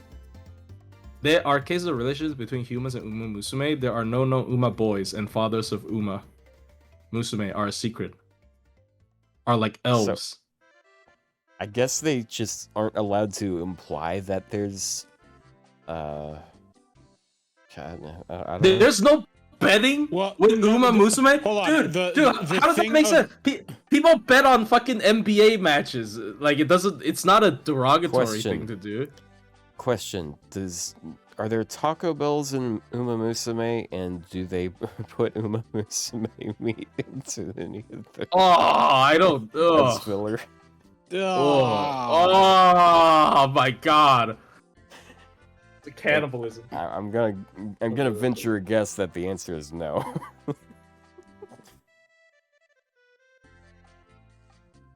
Auto with the weird stuff, as per usual. Well, I mean, like I'm trying to think of like what do we do in relation to horses, and like I don't know any horses. I don't know anyone who has horses, but like there's a ton of like different food chains and just like a lot of mass-produced food that uses horse meat as fillers. Like, Well, we had I'm this pretty sure talk they like aren't. 2 weeks ago. Yes, we talked about plushie eating horses 2 weeks ago, but I'm pretty sure that they're not taking dead Uma Musume and grinding them up into meat. I'm pretty sure. What the fuck did I just come back to? I just went to take a piss. We're just talking about whether or not there might be an Uma Musume Taco Bell and whether or not they might. No, use they're Uma Musume. people. They're people. They are people. I mean, Are they people? Are they? are they people? Okay. No. You know there's a character They in Fake Grand replace Order. horses in their world, so. See, there's a character in Fake Grand Order that wants to travel to another planet to establish a civilization filled with non-humans, but animals. Yeah. Yeah, how'd that work out? I mean, she She hasn't done turned it yet. into an egg, and we don't She know. turned- Yeah, so Turned into an egg, funniest thing I've ever seen. so canonically, after FGO ends, Koinskaya is gonna go to another planet and create the world of Uma Musume with animal people. That's just No. Zootopia. Never mind. Whatever. See, that's what FGO 2 is. It's gonna be a spin-off. It's basically the plot is loosely gonna be based around what planet Sheen was, but it's gonna be planet Korean. Oh, that's so bad. And then they can add like Servantverse people in. Oh, That would be a fucking comedy. I mean, that could be an event, I guess. That could be like a summer event if they want to do summer. Yeah, dude. Korea. Yeah, what if this interesting plot thread that they left off with at the end of Tunguska got used for Saber Wars 3 instead of something Oh interesting. no! Oh, it's gonna be a That fucking sounds like joke. something they would do. It's gonna be a joke event. They're gonna fucking kill her off in the joke event. They don't respect Koyan. People fight Pokemon? Bro, how do I fight Incineroar? I'm fucking dead to Incineroar. Wait, do people fight Pokemon in the Pokemon games, like, on their own? Yes, don't you do that in Legends Arceus? I mean, you don't kinda fight did them that. direct. You're not punching them. Well, you threw something at him. You threw something at God and then caught him in a ball. I throw a rock at God. Saber Wars 3. That's so funny. Maybe we'll get Saber Wars 3 this year instead of Halloween again. All Yeah, right, they it's do possible. they do have a booth based off of Saber Wars this year. Wait, what? What do you mean? Well, they At do boost based off Anniversary, Saber Wars all the the- time. Oh, yeah. I mean, they could definitely do Saber Wars. Like, honestly, They didn't have one last time, did they? Last time they did a Lost Belt 7 based one. yeah. Saber Wars 2 was honestly a pretty great event. Like, there's no infinite farming, but there's so many like side quests, and of course there's dark rounds. I mean, it's not that great, I guess, but I feel like it's a fun event. Like, I want more events like that where it's not just farming and then main story every day. There's also like side quests for actual difficult. Like, I feel like most recent side quests are just joke quests. And some of them from Saber Wars 2 definitely felt like a challenge. So Halcon, I think you're talking about a different red hair girl, but yes, actually that's one positive of Saber Wars 3. It actually is it is a possibility of them adding Space Aphrodite, which is a separate red hair Ooh. girl than the one you meant, but yeah. The reason I say that is because the Odysseus interlude, where we got to see Space Odysseus, and there was like Space Europa, and Demeter and Aphrodite and such. just make Aphrodite. What's wrong with these people? I mean, like, yeah, but I think one of the things that if they do make Saber Wars 3, I think there were hints of Posophy. That's how I'm going to pronounce the name because it's a really weird name. But I'm scared of that character because I'm scared of, because for those who don't know who Posophy is Asterios' mom. Oh no, she's gonna breed with a cow. Oh no. See, the reason why I say this though is because that is Cersei's sister, and Cersei was a big part of that interlude, and they were like talking about her sister showing up. Yeah, some shit like that. My only reason for leaving. it's- Sorry. There's a question. Plushie, how do you like Koyan with glasses versus? I like Koyan with glasses. I mean, yeah. But yeah, and also, by the way, she's the one who wanted to do it. Like, in the story, she was like, hey, can you craft is it a wooden bowl or something? Like, basically, can you craft a... No. And then she like pretended to be a bull, so the male would like mount her. No. What That's the fuck are you messed even saying? Was that not her? No, I don't know what you're going He's on talking about. about What it Asterios' mom. was so I'm pretty sure she wanted. She wasn't forced. Stop.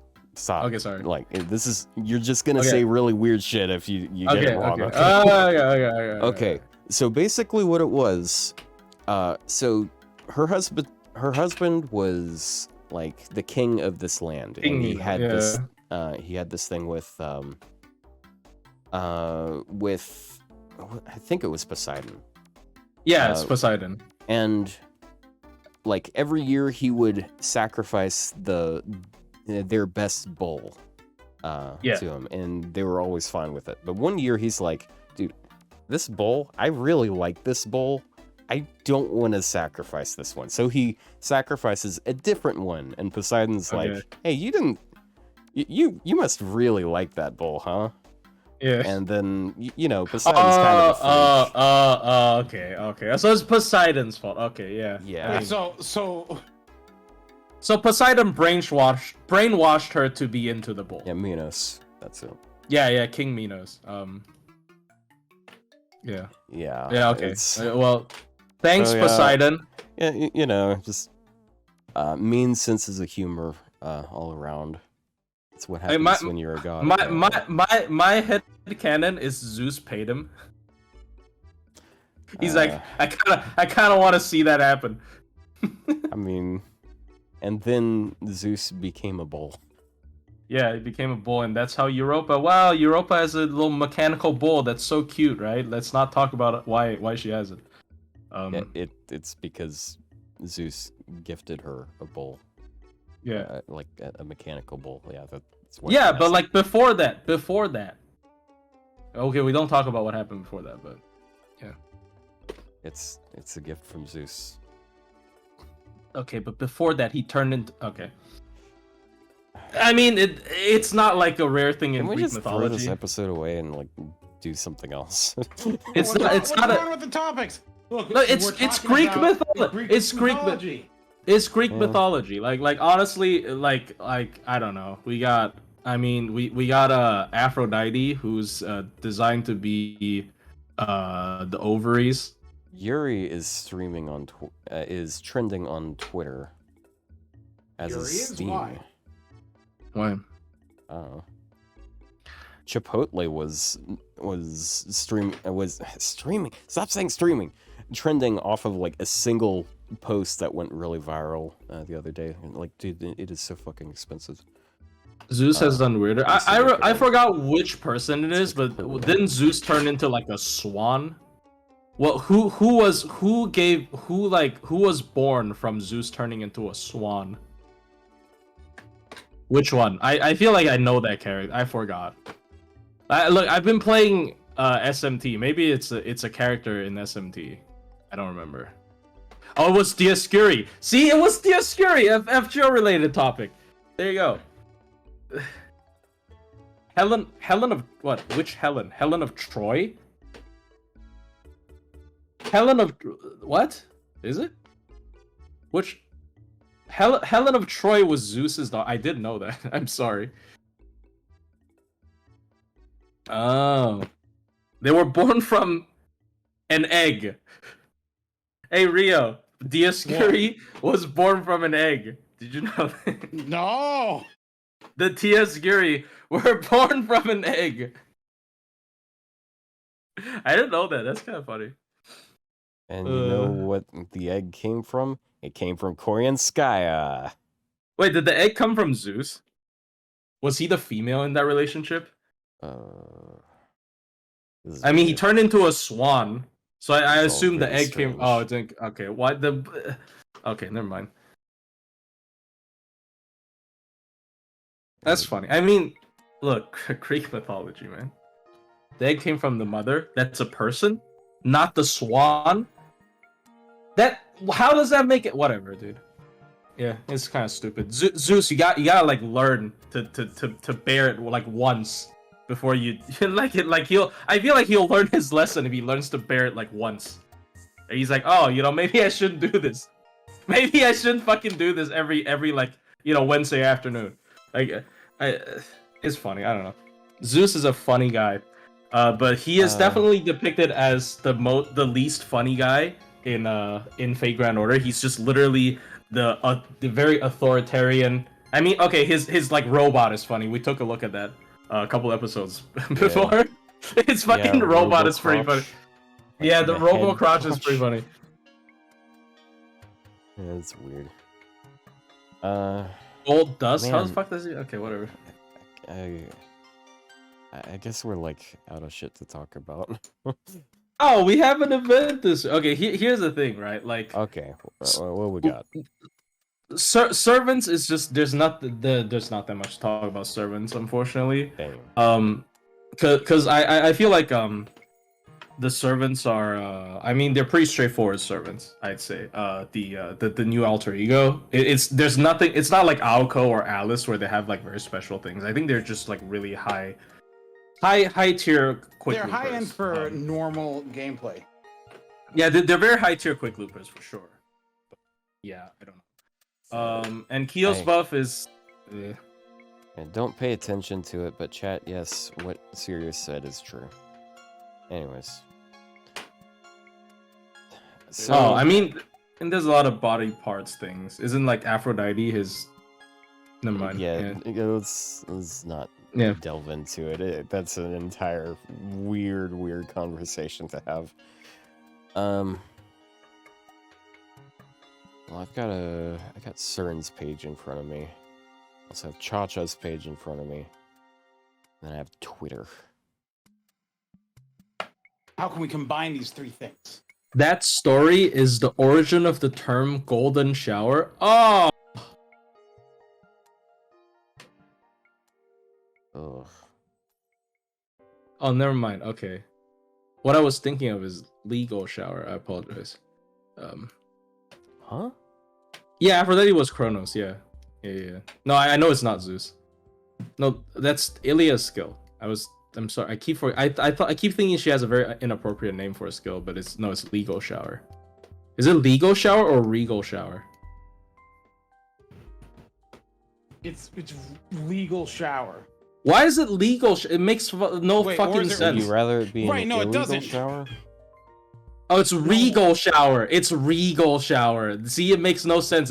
That's so racist. Because a Japanese person said the R sound, you assume it was an L. That's actually so funny. I mean, doesn't that actually happen sometimes with like Google Translate, where it translates? It does. But it's just funny. Know the word, yeah. It does, yeah. It's funny.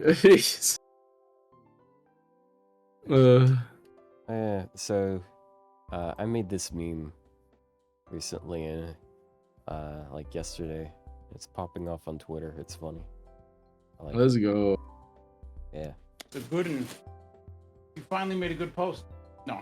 Finally. Well, sir, I'll have you know that a few months ago I made a video that is still getting views to this day. No, your 3,000 video.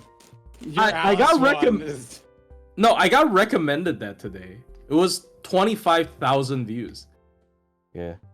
Berserker kind of sucks, actually. Yeah, that one. I got recommended it today. That's wait, no, I wasn't talking about that one. I was talking about. Oh, you weren't talking about that one? You know. Yeah. It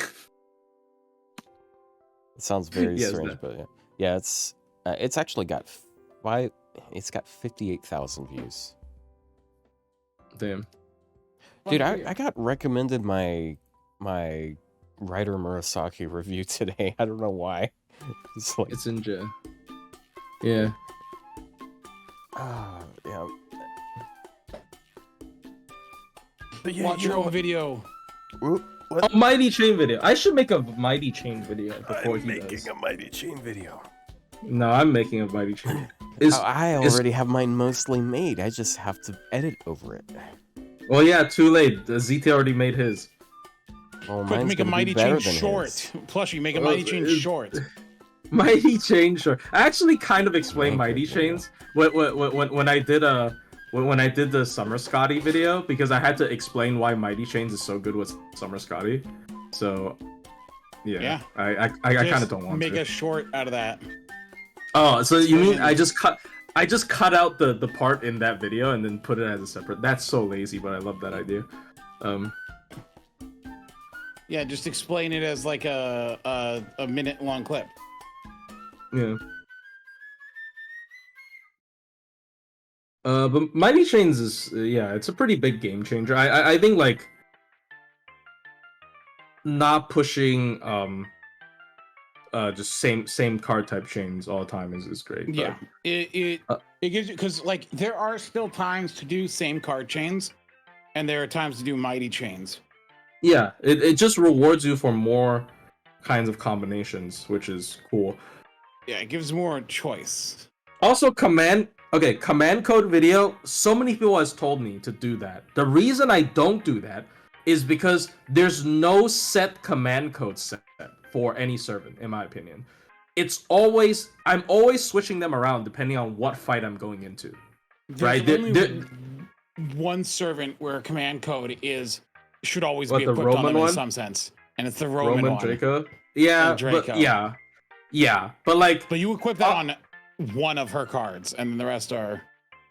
Yeah, and then there are even runs when I don't put it on Draco because I put it on Boudica and Boudica dies and like some interns so it really is like people should take advantage of the fact that they lifted the limitation of costing an item to change command codes every time. That is actually such a big change that you can now actually adapt your set depending on what and you fight can you're do it going in the party into. menu. You can change them in the party menu now. You're right, but a top 10. I mean, there's just there are a couple of clear, very good ones, like the heal boost, the heal one, the Merlin one, and then you kind of the Sit and I one is like one of the best ones. Oh, the full cleanse. And then there's some that do the same thing almost, but with minor differences. But they're all useful to have multiple of. Like you can make an entire card deck now of ignore, evade, invul, or sure hit. Well, no, I can't adapt if I don't know what to look for. Specifically sure hit because ignore invul. Yeah.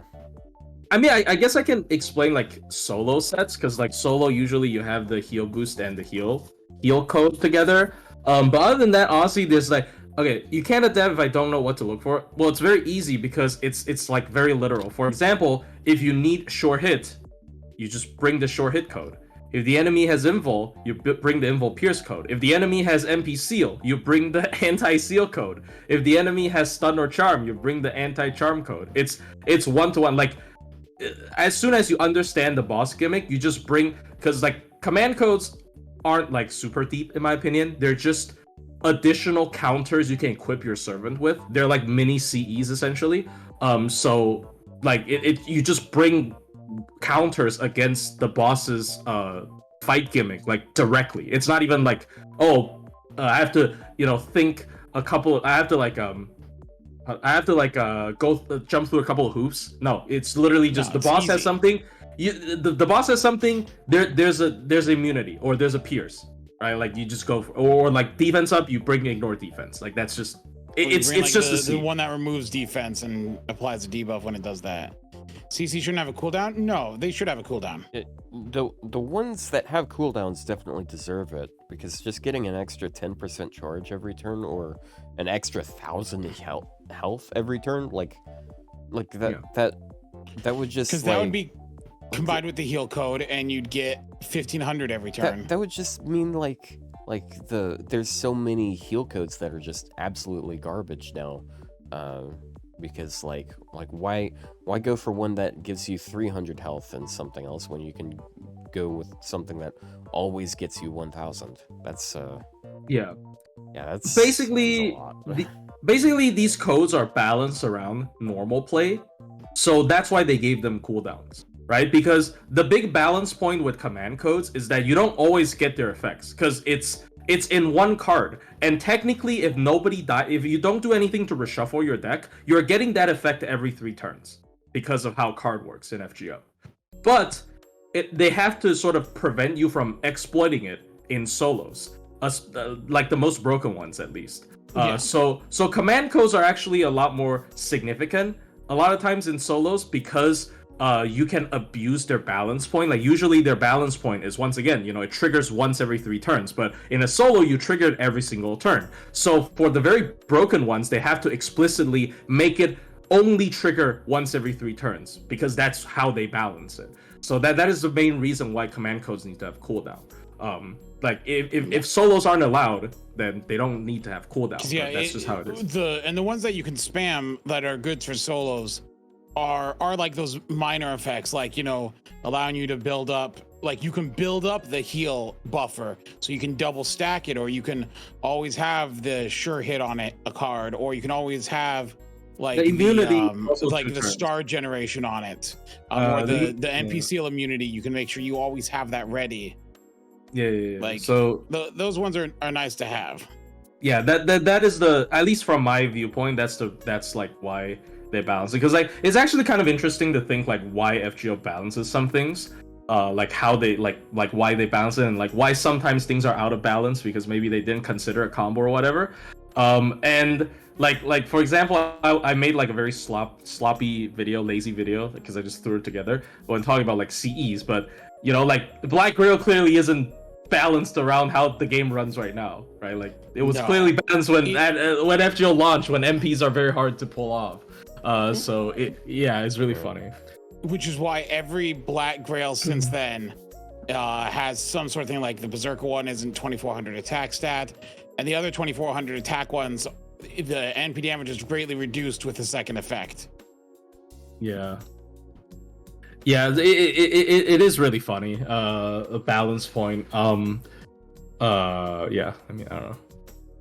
Like, it's why that the debuff removal command code, that's always so funny to me, because like that genuinely is like one of the biggest game changers out of command codes, because like debuff cleanse, like before Castoria, it was kind of hard to just like add debuff cleanse to your party, and you could just like spend a little bit of QP and you could put this one code onto a card, and it just removes one of any type of buff. It doesn't matter what kind. Yeah. Debuff removal. And it's so funny because it was a 3-star code. It wasn't a 5-star code. Yeah, you can get 2 of them. Yeah. Meanwhile, you have like 5-star ones that are like, okay, here's plus 25% damage against undead. Thanks. I mean, that is useful. It's useful on like one servant. I mean, it's niche, but like, and also like, you have things. I think the other two is the Tamamo mirror, where you can get 2 of as well. Like being able to be essentially immune to any stun gimmick is extremely broken against certain bosses, as well as especially the anti-seal one that stun themselves still. Yeah, that's another fix, right? And also the anti-seal one, like it's MP seal and skill seal put together. So you use both of those together, and you are immune to any of them. Yeah, you're immune to stun. You're immune to like that. That's a very common, like when you're doing like 7-turn demonic Bodhisattva. That's a huge like revelation, because like a lot of like back in the day you had to force to get your debuff resist up to like 80% to try to block them RNG. Now you don't even have to bring like Rhaenys, for example. I mean, Rhaenys is a good support regardless, so people still bring her, but you technically don't have to bring Rhaenys at all for this kind of, for like 7-turn DB, because you're always immune to the on break skill seal and MP seal effect, and technically you only have one main card type, so you have one offensive cleanse from the new plug suit. So they're like runs can push offensive supports a lot more now compared to back in this. So like that's just an example of command codes completely like negating a major gimmick of a boss, and that happens a lot. So it really like people should take advantage of how flexible it is, depending on what bosses you're facing, instead of trying to put a set on like a character never touching it. Yeah, right? no, Because, I think it's so funny when people are like, "Oh, here's the command codes I recommend for this character." I'm like, no, that doesn't make any sense. Like, I mean, there's it's a Buster character. Yeah, put on the Buster command code. Yeah, no, duh. But I'll put that on any servant if I'm wanting their Buster card to do more damage. Mm-hmm. Yeah, when I recommended command codes, I would usually just say like I would give groups of them, and I wouldn't say like, okay, this is what it demands. It's just like it's usually contextual. Like this type of servant, like is more flexible with codes because they don't really need any in particular, or like, oh, this is a berserker. I wouldn't go with absorb codes because berserkers don't get much out of absorb codes unless they're alone. So on and so forth. Imagine a CC that reduces cooldown. Oh boy, that would make some holy shit. That would make some solo servants super broken. If it was on a 3-turn cooldown, it would still make some solo servants pretty broken. No, it would still be broken. Yeah, I think that's one of the things you can't just like fuck around with. Like it's they're very careful with cooldown reduction. Why do you think out of like the 30 Mystic codes we've gotten so far, we've only had one with cooldown reduction? I think if they were going to do a command code and it had cooldown reduction, it would be one time, and it should be on like a 10-turn cooldown. It's just once per game, essentially. Yeah, I mean, it's basically just an extra cooldown. No, that would make TA suck. Now make TA suck because you need that one fucking card. That'll also make one character TA even better, which I don't like to see, is Kukulkan. Kukulkan very often uses Ibuki, Summer Ibuki unironically as a support for interns because like reducing her cooldown is so huge. You get 100% attack up on turn 1 potentially, right? So yeah, but yeah, I mean, avoid wait, what is this? Make command codes that are specific to a certain class. I think, okay, hot take, that could be a super cool reward for maxing out a class score. But that might be a little bit too pay to win. So they said design a command code that can only be fitted onto certain classes. Like this command code can only be on archers. For example, like maybe they can bounce around a little bit. Like maybe like they said like so you don't have stupid combos that specifically work with Castaria. So you just limit it to non-casters, limited like sabers or something. I think that's a cool idea, but like I believe people will complain. But yeah. Well, I do find that kind of a cool idea. Do you really need a reward for maxing class I was about to say like maxing class score, so you've made them stronger. Now make them stronger. Reward. But okay, here's the thing. But for bonds, yeah, that. Oh yeah, true. Servant. Yeah, bond Cs would be so much better if they were bond codes, bond command codes. Because they're like equipments for the servant. They're better than CEs because they don't take up a slot. Bond command codes that specifically benefit the servant. That would be such a cool idea. I propose reworking bond Cs into bond command codes. That's actually so much better. Yeah, but then you got to equip it on your supports, and does it affect everyone, or? I mean, yeah. I mean, no. I'm not saying the effects are the same as the CEs, but just make. I mean, yeah, this will be like people will be complaining like, oh, but then the servant's full potential is not realized until Bond 10. I mean, we have Herc, so like it's not like it doesn't exist yet. I don't know. I like that idea. I like that idea. I like the idea of like super rewarding like Bond, because especially they've been pushing Bond. Like they keep saying like they want us to bond our characters. Like why the fuck did they say that again? I'm hoping this anniversary we get a Bond expansion, 2 Bond Cs become passive. Like did they do anything with it? I don't remember. No, did like ORT, do you get more damage from ORT or something? Nope. So when was it that they said that again? It was a long time ago. It was like years ago. It was before Lost Belt 7 came out.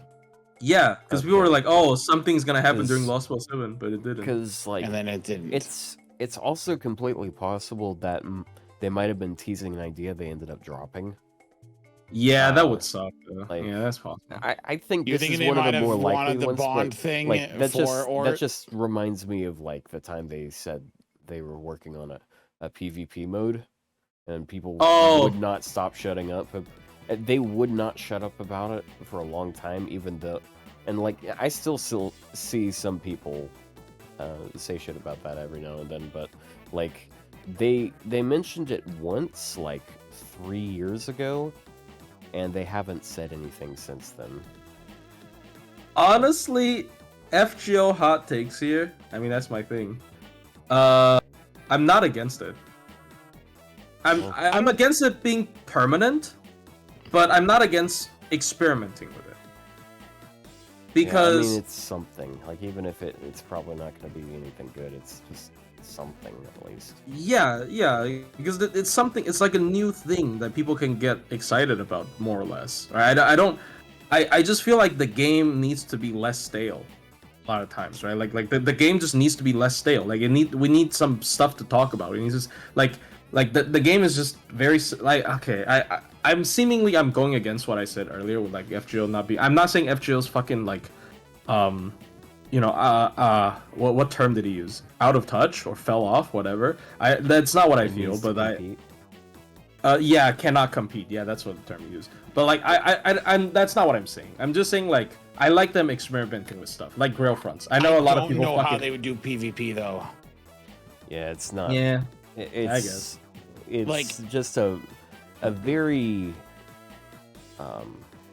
top heavy It's very Yeah, top heavy in how it's balanced because like, we take very little damage from the things that have a lot of HP. Having to work around that would be just annoying. Because I mean they did arcade. B is you just do but arcade that's was because arcade was built from the ground with that in mind. Yeah. the Okay. damage output was balanced around. They that. could do like non-real-time PvP. That's the only way I can think of that can potentially work. Which is like you set up a defensive squad. Like that's like fucking super common in gacha. But I guess that's not fun either. I really hate that, honestly. I played some gachas that had that and it was so unfun. Like the non-real-time PvP where you set up a defense squad and you just throw it up and then people try to beat it. Usually those are really boring from my experience. So yeah, never mind. They're also very pay to win. Yeah, they're very pay to win for sure. Yeah, well, if they make clans and make it so you can donate troops, I really want to see someone make memes about people getting donated goblins or something when they want to try Clash of Clans. I mean, I don't know. I just feel they're already doing cool stuff that I really like Olga Quest. So honestly, I'm not against them experimenting with stuff. Like I see some people are very scared of them experimenting stuff. Okay, maybe not PvP, but like I like girlfriends. People don't like girlfriends. I like girlfriends. I do think there should be like some kind of like challenging like optional content that people can go through that requires build teams and is like difficult. They should have just not removed Olga Quest after you clear it. No, but something you can do for like rewards, like weekly rewards for going through and clearing something. Oh, like Annihilations is organized. That's the only thing I think of. Yeah. I guess. I mean, but Annihilation just ends up being like skip ticket is the same shit every week. I mean, yes, but not like. I guess. Yeah, I mean, Arknights has his own problems. It's just like the run takes 30 minutes to clear, and they want you to fucking sit there and watch the 30 minutes over again for some reason. Like, it's very stupid. You're auto playing anyways. Why are you watching it? But yeah, I don't know. Yeah, you do it once, then you go like, all right, I gotta get my skip ticket for the day, otherwise I gotta sit there for 30 minutes and watch it. I'm like, I'm not watching that. I just let my tablet run, to be honest. That is so stupid. Yeah. Yep. But yeah. Yep. Yeah. Well. Yep. Well, I have some things I wanna. I need to work on some videos before the day is done. I also want to eat. I'm getting a little hungry. I don't know about you guys. So I think that's going to be wrapping it up for this episode. All right. I feel like I didn't say much today. You're telling me, man. I feel like plus you talked like as much as the two of us combined times two. Yeah, plus you usually is the most talkative one. So. Yeah, but I feel like I talk a decent amount, but today I feel like I don't know. I just kind of was like I felt like I didn't. I would say things to inflame Plushy, and he would go. I look, my bad. That one guy who found me annoying last week is gonna find me annoying this week. Then. No, he's not gonna find you. I mean, didn't you say you just didn't say a lot? Yeah, he'll stop watching as soon as he gets to the part where you said that Muramasa was better than you. Wait. Muramasa's better than Nero. Yeah. I mean, yeah, I yap too much. Like I've had people tell me that there's too much content in some of my videos, and you have to believe me. I tried cutting down. So this Proto Merlin video ended up being 21 minutes, but the original recording is like 40 minutes. Why is it 21 minutes? What? Why is it 21 minutes? I don't know. What do you even? How much of it is I don't 3 minutes. 18 minutes? You got 18 minutes of stuff to yap about with Merlin? Look, I made a couple of images. I wanted to make this short. I don't know what's wrong with me. It's like I made it. I feel like you're just trying too hard, man. Like you don't have to like. Okay. Here's the thing. Because if I want to make an argument, I need to explain why I feel like Proto Merlin's better than base Merlin. And I have to emphasize on the Castoria part, and I have to explain why the cooldown doesn't matter. Because, like, for example, like Illusion, you don't always use it like immediately because Castoria. And I don't know, I just have a lot to say, and I feel like in order to convey my full argument, I have to give context. But I will try to cut it. I have tried cutting it down. I think the Summer Scotty one was not too long, right? No, it was fine. It was 18. Okay, fuck, it was too long. Okay. No, but no, they're not too long though. I don't know who's telling you it's too long though. Yeah, I have more to say about Proto Merlin. I think it's my fault because I try to avoid the hot take format because like I don't want to go through every skill, but like because I did the Proto Merlin and Merlin comparison, I kind of went through every skill, and that's what took too much. I think this is a difficult thing to do. Like it's actually difficult to have a shorter video. I'm very impressed whoever can like compress all this content in like a shorter form. I feel like maybe I didn't script it good enough. Maybe I don't know because like I just oh yeah, I also added a timestamp for Summer Scotty to skip Mighty Chains. Yeah. You know what? You should start like sending your scripts to me, and I might be able to help reduce it. Okay, yeah. Like cut out some, like trim out some of the fat. It's like okay. Oftentimes when stuff like this happens, when scripts just get too heavy, it's because they're like the best fix is just to have someone else run their eyes over it. Because you might be tying yourself up in justifying like specific types of things, yeah. And you might be missing like, oh, okay, well this part you can actually condense this into like one sentence instead of like 3.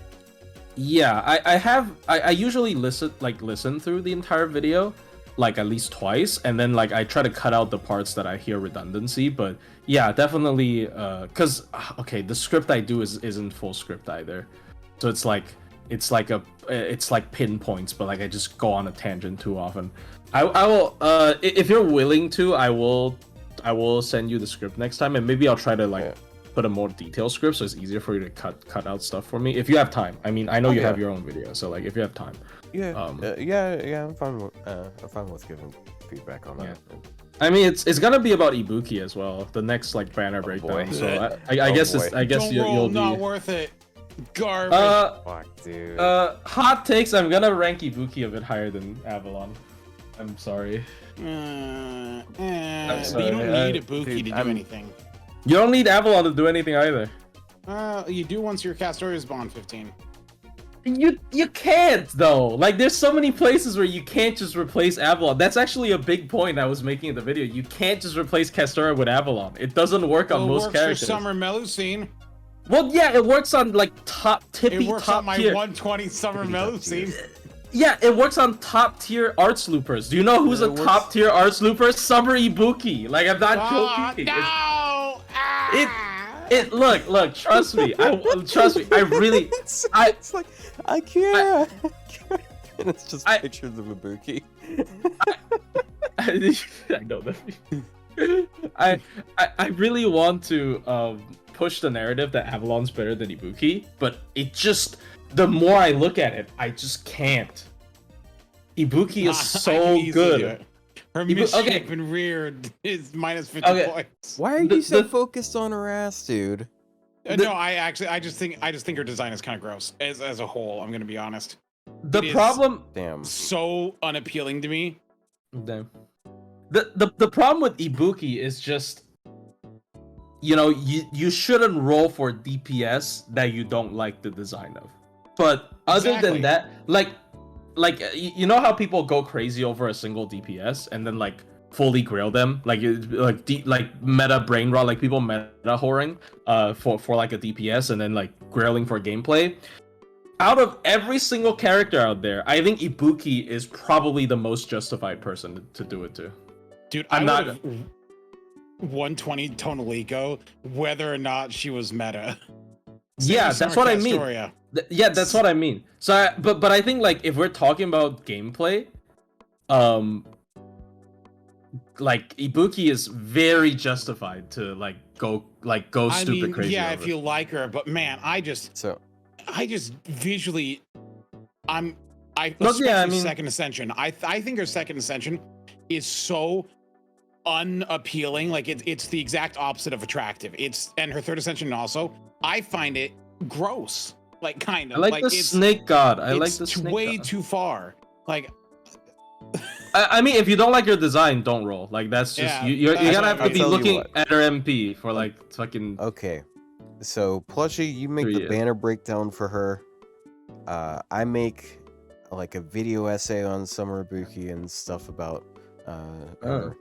And Ryou, you can make a video just talking about all the reasons why she's unattractive to you. See, I have my counter is I like Barghest. And so you can't just say, oh, you don't like her because she's got big tits. Okay, my counter to that is the only reason you like Barghest. I wasn't is even because she's saying an that. You're just jumping. You're assuming a lot of what I just said. I was just saying, like, yeah, just explain why you don't in some video. I appreciate that. I appreciate that, man. Honestly, like, but yeah, I do feel like I can, like, I feel like I have the ability to make a video as informative, but still cut the script by a little bit. Because I do feel like the sweet spot is about like 12 minutes to 15 minutes for this kind of stuff. So yeah, it's been getting worse and worse every video recently. Like if you look at my recent hot takes, it's been getting worse. Like the problem of yapping too long in one section, it's been getting so much worse. If you look at some of my hot, like I obviously Alco fucking 40 minutes insane. But like it's Alco, so I guess it's not. It's Alco had a lot to talk about. We have because I think around 20 minutes is fine though. Yeah, for a character. Well, Alice is. Oh my. Why is Alice 27? Fuck! I thought it was 20 minutes. Why is it 27 minutes? What part did I? Oh, it's because see, here's the problem. If I cut out the farming portion, which I have absolutely zero interest in every video, I can probably cut out like 5 minutes every time. Like, cause like. But people want to know how they farm. Look at this. Look at the fucking farming. Oh my god, bruh. But yeah. Yeah, good luck cutting out the farming part with Ibuki. The thing is, okay, here's the good thing with Ibuki. I already did all the calculations. I have all the numbers for looping comparisons because I did a Melusine hot take as well. So I have the comparison between her and Melusine and Space Ishtar and Summer Kama. I don't have to do any of that again. I can just repost it. I already have. Yeah, I have all the groundwork done. That's what's fun about some of these banner breakdowns, because like there's some stuff that I already did the work for, and I'm just like compiling in a way a little bit differently. Essentially, it is still milking the same fucking content when the character appears again, but I do feel like a 2-year gap can give you more insight onto the into the character. That's why I'll probably stick with only NA characters for banner breakdown. Like I did Draco first, but that was just an experiment. I probably won't even do reruns for JP. Plushie, what I think lengthwise, what's important to look at is look at your watch percentage. See how many people are watching or playing the whole video, because nobody. It's YouTube. What do you expect? Right, it's like 5 minutes. Like 5 minutes would be lucky. But if you have a short video that's 15 minutes, and versus the Alco video, proportionally. Okay. How different is the watch time? Because if the 15-minute video is 5 minutes and the 40-minute video is 10 minutes, then your longer video isn't hurting your retention, and people aren't disliking it. They're still watching just as average much. view duration for Alco is 10 minutes, which is a lot longer than. Right. That's what and what's it's 40 minutes. Though. What's it for like a different one that you've had recently that's shorter? Alice is still 27 minutes, but it's only 7 minutes. I mean, it's not like two ratio, but it is longer. I guess let me look at Arcoade. I can't believe I have 16 minutes of stuff to talk about Arcoade. Yeah, I thought she was the most boring fucking character before I start scripting. Your arc one is only 11 minutes. So what is the retention on the? No. Oh, you mean the hot take?